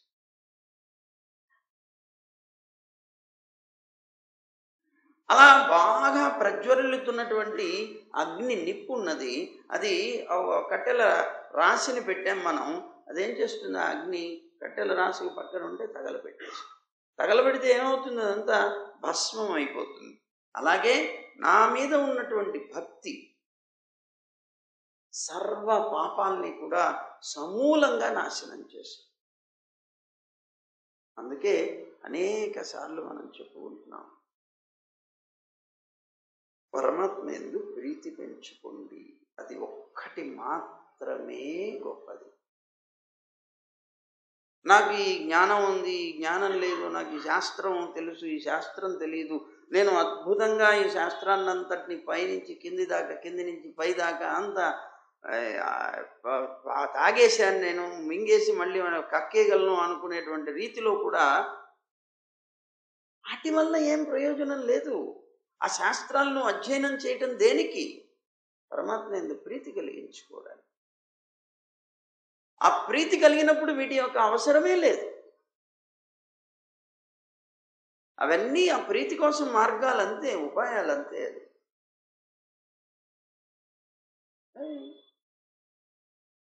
అదే కలిగిందనుకోండి, ఇంక అవసరం ఏంటి? మనం చెప్పుకున్నాం, మన మహానుభావులు, మన భట్రవారు దగ్గరికి వచ్చినటువంటి ఒక పండితుడు, చతుశాస్త్ర పండితుడు, మామూలు వాడు. ఏం అవసరం? మనకి గురువు ఉండటం వల్ల ఉపకారం ఏమిటి అంటే, గురువు ఉండటం వల్ల ఉపకారం ఏంటి అంటే, మనం తత్వాన్ని తెలుసుకోవడం కోసం శాస్త్రాలు అధ్యయనం చేయనవసరం లేకుండానే గురువు వారి యొక్క గురువు ద్వారా పొందినటువంటి రహస్యమైనటువంటి ఆ ధనాన్ని, ఏదైతే శాస్త్ర సారంగా చెప్పబడిందో ఆ ధనాన్నంతటిని కూడాను దాచి తన శిష్యులకి పంచుతాడు.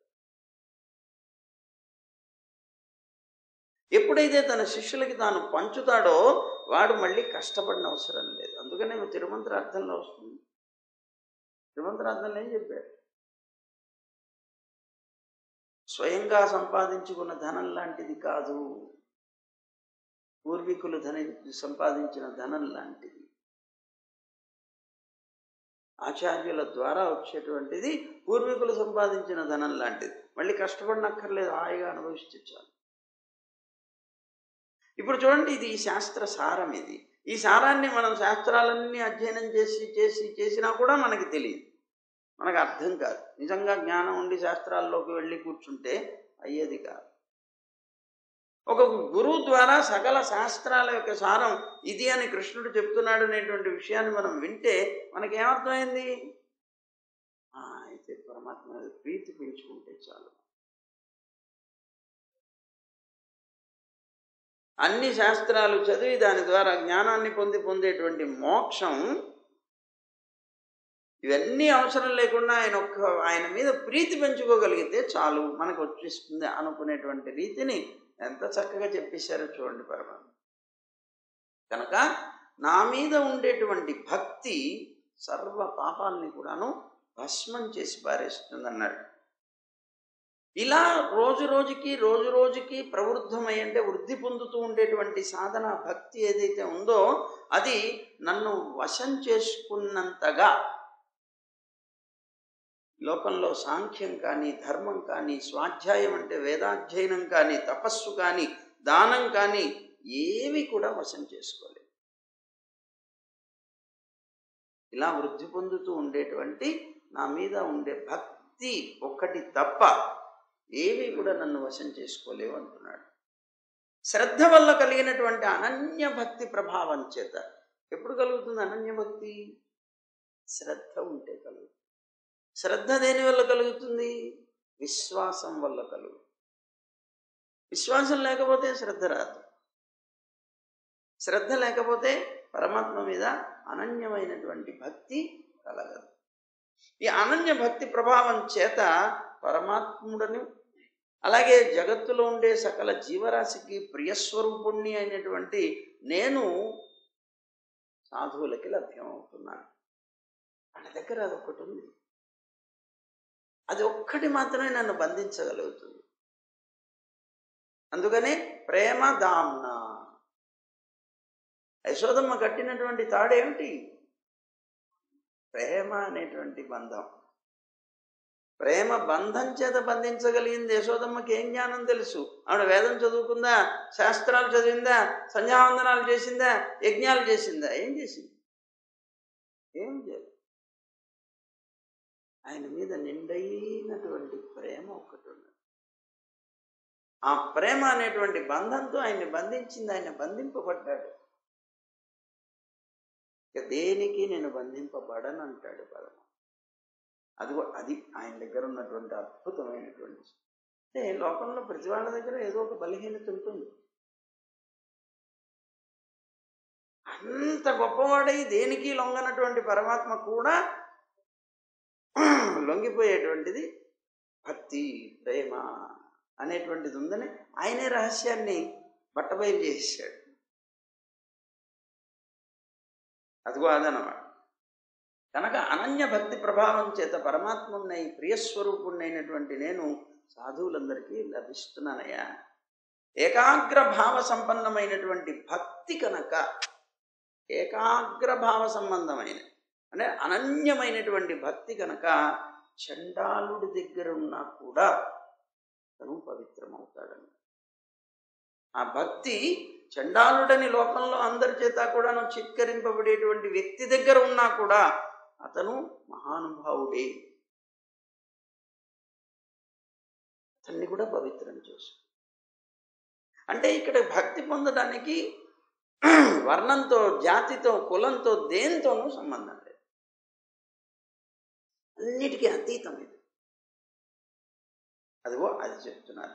కనుక నా యందు భక్తి లేనటువంటి వాడు మాత్రం, భక్తి లేనటువంటి మనస్సు కలిగినటువంటి వాడు, లేదా ఆ భక్తి లేని చిత్తం కానీ, లేదా సత్యం కానీ, దయ కానీ, ధర్మం కానీ, తపస్సు కానీ, జ్ఞానం కానీ, ఇవన్నీ ఉన్నా నా మీద భక్తి లేకపోతే ఇవన్నీ ఎటువంటి పరిస్థితుల్లో అతన్ని పవిత్రం చేయలేవు.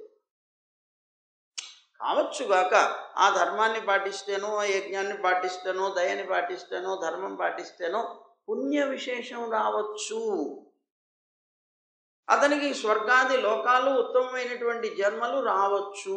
తప్పించి తను పవిత్రం కాలేడు, అలాగే నన్ను పొందలేడు. నన్ను పొందాలంటే భక్తి ఒకటి ఉండాలి. అది ఒక్కటి మాత్రమే. దానికి శరీరం పులకితం కానంత మటుకు, శరీరం పులకింతలు పొందాలి. ఆ పులకరించనంత మటుకు, అలాగే మనస్సు ఆయన్ని తలవగానే ఒక్కసారి ద్రవించిపోయి గద్గదం కానంత మటుకు, గొంతు ఆనందాశ్రువులు కళ్ళ వెంబడ నీరుగా కారణంత మటుకు భక్తి అనేటువంటిది ఆవిర్భవించింది అని నువ్వు అనుకోవటానికి వీల్లేదు. నీలో భక్తి అనేటువంటిది పుట్టడానికి చిహ్నమేమిటి అంటే ఇవన్నీ. ఎప్పుడైతే నన్ను తలవగానే నీ యొక్క శరీరం పులకరింతలు పొందుతుందో, నీకున్నటువంటి ఈ వెంట్రుకలు నిక్కపొడుచుకుంటాయో, చిత్తం అనేటువంటిది, మనస్సు అనేటువంటిది ద్రవించి నిన్ను తలుచుకోగానే, నీ చరిత్ర తలుచుకోగానే ఒక్కసారి మనస్సు కరిగిపోయి గొంతు గద్గదం అయిపోతుందో, కళ్ళ వెంబడ నీరు కారుతుందో, ఆనందాశ్రువులు కారుతాయో, అప్పుడు నువ్వు తెలుసుకో నీకు భక్తి కుదిరింది అని. పరమాత్మ మీద అత్యంతమైనటువంటి భక్తి. అంటే మనకి కళ్ళమ్మడి నీళ్లు కారుతాయి, మనకి ఒళ్ళు నిక్కపొడుచుకుంటుంది, మనకు కూడా చిత్తం ద్రవిస్తుంది. ఎప్పుడు భర్త భార్యను తలుచుకున్నప్పుడు, కష్టంలో ఉన్న భర్తను చూసి భార్య తలుచుకున్నప్పుడు, పిల్లల్ని తలుచుకున్నప్పుడు, లేదా పోయిన కొడుకుని తలుచుకున్నప్పుడు, పోయిన భర్తను తలుచుకున్నప్పుడు, పోయిన భార్యను తలుచుకున్నప్పుడు ఈ గుణాలన్నీ కలుగుతాయి. చిత్రం చూడండి. ఇవన్నీ వాటికి కలుగుతాయి కాదు, ఇవన్నీ పరమాత్మ విషయంలో కలగాలి. ఎప్పుడైతే ఇవన్నీ పరమాత్మ విషయంలో నీకు కలుగుతున్నాయో అప్పుడు నువ్వు గుర్తించవచ్చు ఇతను పరమ భాగవతోత్తముడు. అందువల్ల భక్తి కనుక లేకపోతే చిత్తం అనేటువంటిది విశుద్ధం కాలేకపోతుంది. కనుక చిత్తం విశుద్ధం కావాలి అంటే దానికి తప్పనిసరిగా భక్తి అనేటువంటిది ఉండాలి. నా యందు భక్తి కలిగినటువంటి వాక్కు, ఆ భక్తి కలిగినటువంటి అతని యొక్క వాక్కు ఉంటుందే, అది గద్గతం చెందుతుంది నన్ను తలుచుకోగానే. అలాగే అతని యొక్క చిత్తం ద్రవిస్తుంది. అతడు ఒక్కొక్కప్పుడు మాటి మాటికి ఏడుస్తుంటాడు. ఒక్కొక్కప్పుడు నవ్వుతాడు. కానీ లోకంలో అందరికీ తెలియదు ఎందుకు ఏడుస్తున్నాడు వీడు, ఒంటరిగా కూర్చున్నాడు, ఎందుకో నవ్వుకుంటున్నాడు ఏంటి ఇతను అనుకుంటారు. లజ్జారహితుడై పెద్దగా గానం చేస్తూ ఉంటాడు. అతనికి సిగ్గు, ఇలాంటివి పక్క వాళ్ళు వింటారు, ఏమన్నా అనుకుంటారు, నాకు గొప్ప కీర్తి పోతుంది, ఇలాంటివి ఏమీ భావించడు. పెద్దగా గానం చేస్తూ ఉంటాడు, నాట్యం చేస్తాడు. తన మనస్సులో ఉండేటువంటి ఆయా భావాలు ఏవైతే పరమాత్మ సంబంధంగా వస్తూ ఉన్నాయో ఆ భావాలకి అనుగుణంగా ప్రవర్తిస్తాడు. ఆ అనుగుణంగా ప్రవర్తిస్తూ జీవిస్తాడు. మన గోపికల గురించి చెప్పారు చూడండి. ఆ గోపికలందరూ కృష్ణుడిని తలుచుకొని కృష్ణుడిని లాగానే ప్రవర్తిస్తూ వాటిని మనస్సులో భావిస్తూ ప్రవర్తించారు. ఆయన లీలలన్నీ కూడాను అనుకరించారు. అలాగా ఈ భక్తుల్లో ఇలాంటివన్నీ కనిపిస్తాయి. ఇలాంటి భక్తుడు ఒక్కడైనా 3 లోకాలని పవిత్రం చేస్తాడని, ఇలాంటి తత్వం కలిగి ఈ విధంగా ఆ వికారాలు కలిగి జీవనం సాగించేటువంటి భక్తుడు 3 లోకాలని పవిత్రం చేయగలిగినటువంటి వ్యక్తి అవుతాడన్నాడు.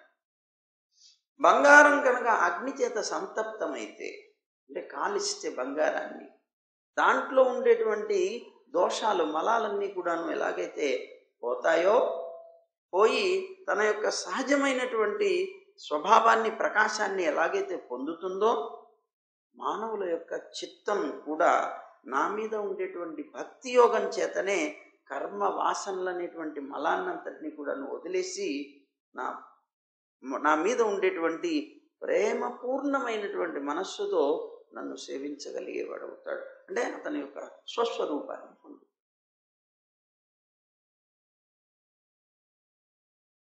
అంజనం వేస్తే నేత్రంలో ఉండేటువంటి దోషం తొలగిపోతుంది. తొలగిపోయి ఏం చేస్తుంది, అతనికి సూక్ష్మాతి సూక్ష్మమైనటువంటి వస్తువులు కూడా చూడగలిగేటువంటి శక్తి వస్తుంది.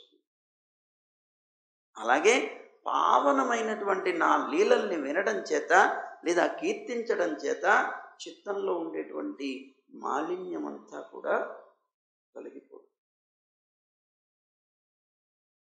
విషయాన్ని గురించి ఆలోచించేటువంటి వాడి యొక్క మనస్సు విషయాలయందే లగ్నమై ఉన్నట్లుగా, అనుక్షణం నన్ను గురించి ఆలోచించేటువంటి వాడి యొక్క మనస్సు కూడా పరమాత్మనైనటువంటి నాయందే లగ్నమై ఉంది. అందువల్ల స్వప్న రూపమైనటువంటి మనోరథాలు ఏవైతే ఉంటాయో, ఇతరమైనటువంటి అలాంటి మనోరథాల వల్ల వచ్చేటువంటి అసత్సాధనాలు ఏవైతే లోకంలో ఉంటాయో, అవన్నిటి యొక్క చింతనను వదిలిపెట్టేసి నా భజన చేత శుద్ధి పొందినటువంటి చిత్తాన్ని నా మీదనే నిలుపు అంటున్నాడు. అది ఒక్కటి మాత్రమే నన్ను పొందించడానికి మార్గము, ఇంకొకటి లేదు అన్నాడు. ఇప్పుడు ఇందాక ఆయన వేసినటువంటి ప్రశ్న ఏమిటి, శ్రేయో మార్గాలు చాలా ఉన్నాయంటున్నారు. వాటిలో శ్రేష్టమైంది పరమాత్మ యందు ప్రీతి. ఆ ప్రీతితో పూర్తిగా ఆయనకి శరణాగతి. అందుకే మనకి చర్మ శ్లోకాలు కొన్ని ఉన్నాయి. ఏం చెప్పాడు చర్మ శ్లోకాల్లో? రాముడి యొక్క చర్మ శ్లోకం చెప్తాం. అదిగో ఆగండి, అక్కడ చూడండి ఏమంటున్నారు, సకృదేవ ప్రపన్నాయ. ఒక్కసారైనా సరే నా దగ్గరకు వచ్చి నా పాదాలు పట్టుకొని నేను ఏమనాలంటున్నాడు, తవాస్మి, నీవాడను, నేను నీవాడను, నీ సొత్తు నేను.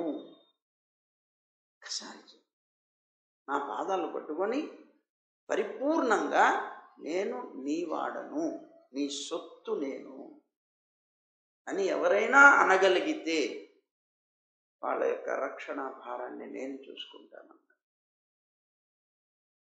అదే ఆయన యొక్క ప్రతిజ్ఞ. ఏతద్ వ్రతం మమ, నాకు వ్రతం లాంటిదన్న. ఇప్పటిదాకా చెప్పింది అదే. ఎప్పుడైతే నీకు ప్రీతి కలుగుతుందో అప్పుడు ఏమవుతావు? సరెండర్ అయిపోతావు ఆటోమేటిక్గా. సరెండరెన్స్ ఎప్పుడు వస్తుంది? ఎప్పుడు నువ్వు వశమైపోతావు వాళ్ళకి? ప్రీతి వల్ల, ఆయన మీద ఉండే ప్రీతి వల్ల. ఆయన మీద ప్రీతి ఎలా కలుగుతుంది? ఆయన గుణాల వల్ల. ఆయన యొక్క గుణాలు, అద్భుతమైనటువంటి కళ్యాణ గుణాలని తలిచి తలిచి తలిచి ఆయన మీద ప్రీతి కలుగుతుంది. ఎప్పుడైతే ప్రీతి కలిగిందో పూర్తిగా ఆయనకి లొంగిపోతావు. ఇది కావాలి అని పరమాత్మ తాను చెప్తున్నాడు. కానీ దీంట్లో మళ్ళీ ఒకటి కొద్దిగా చెడ్డది ఒకటి ఉన్నది, అది కూడా చెప్తాను విను అంటున్నాడు. ఏమిటదంటే, వివేకవంతుడైనటువంటి పురుషుడు స్త్రీల సాంగత్యాన్ని కానీ, వారిని ప్రేమించేటువంటి వారి యొక్క సాంగత్యానికి కానీ పూర్తిగా దూరంగా ఉండాలి. వాటిని పూర్తిగా వదిలిపెట్టి నిర్భయంగా నిర్జన స్థానంలో సావధానంగా ఉండి నన్ను ధ్యానించాలి.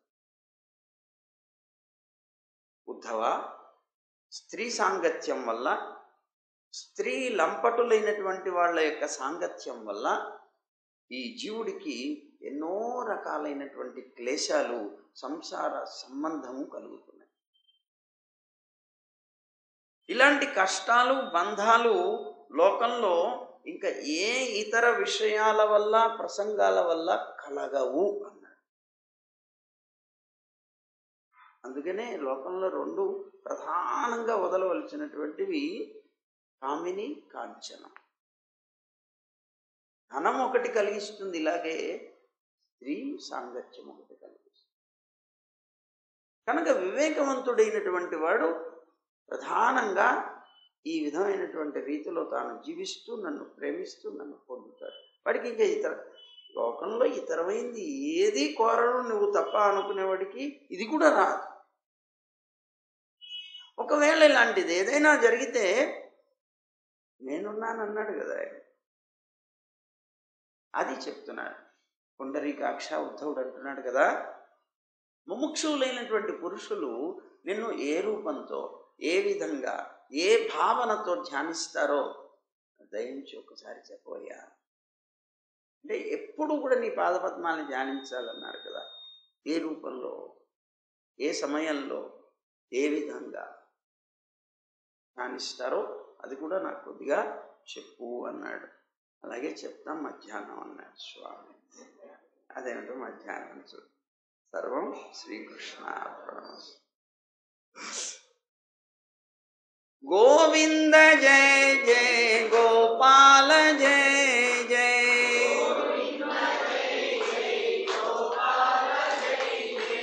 రాధారమణ హరి గోవింద జయ జయ,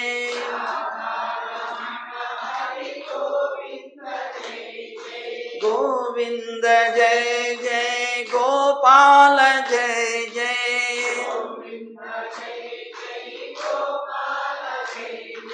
రాధారమణ హరి గోవింద జయ జయ,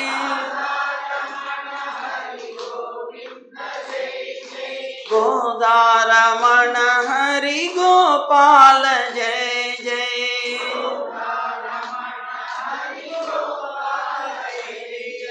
గోవింద గోవింద గోవింద జయ జయ,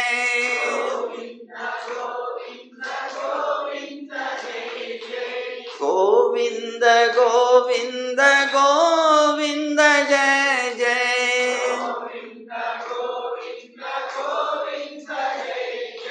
గోవర్ధనోద్ధార గోవింద జయ జయ,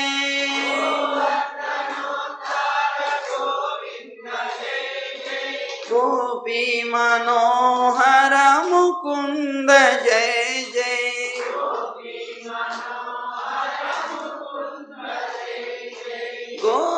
గోవర్ధనోద్ధార గోవింద జయ జయ,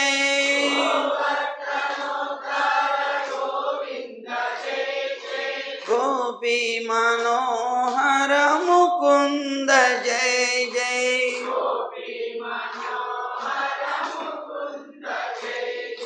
గోవింద జయ జయ గోపాల జయ జయ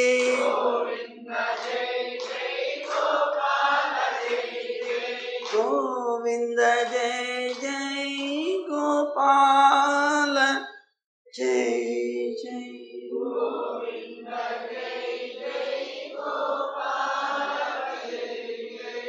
జై గోవింద జై జై గోవింద జై జై జై గోవింద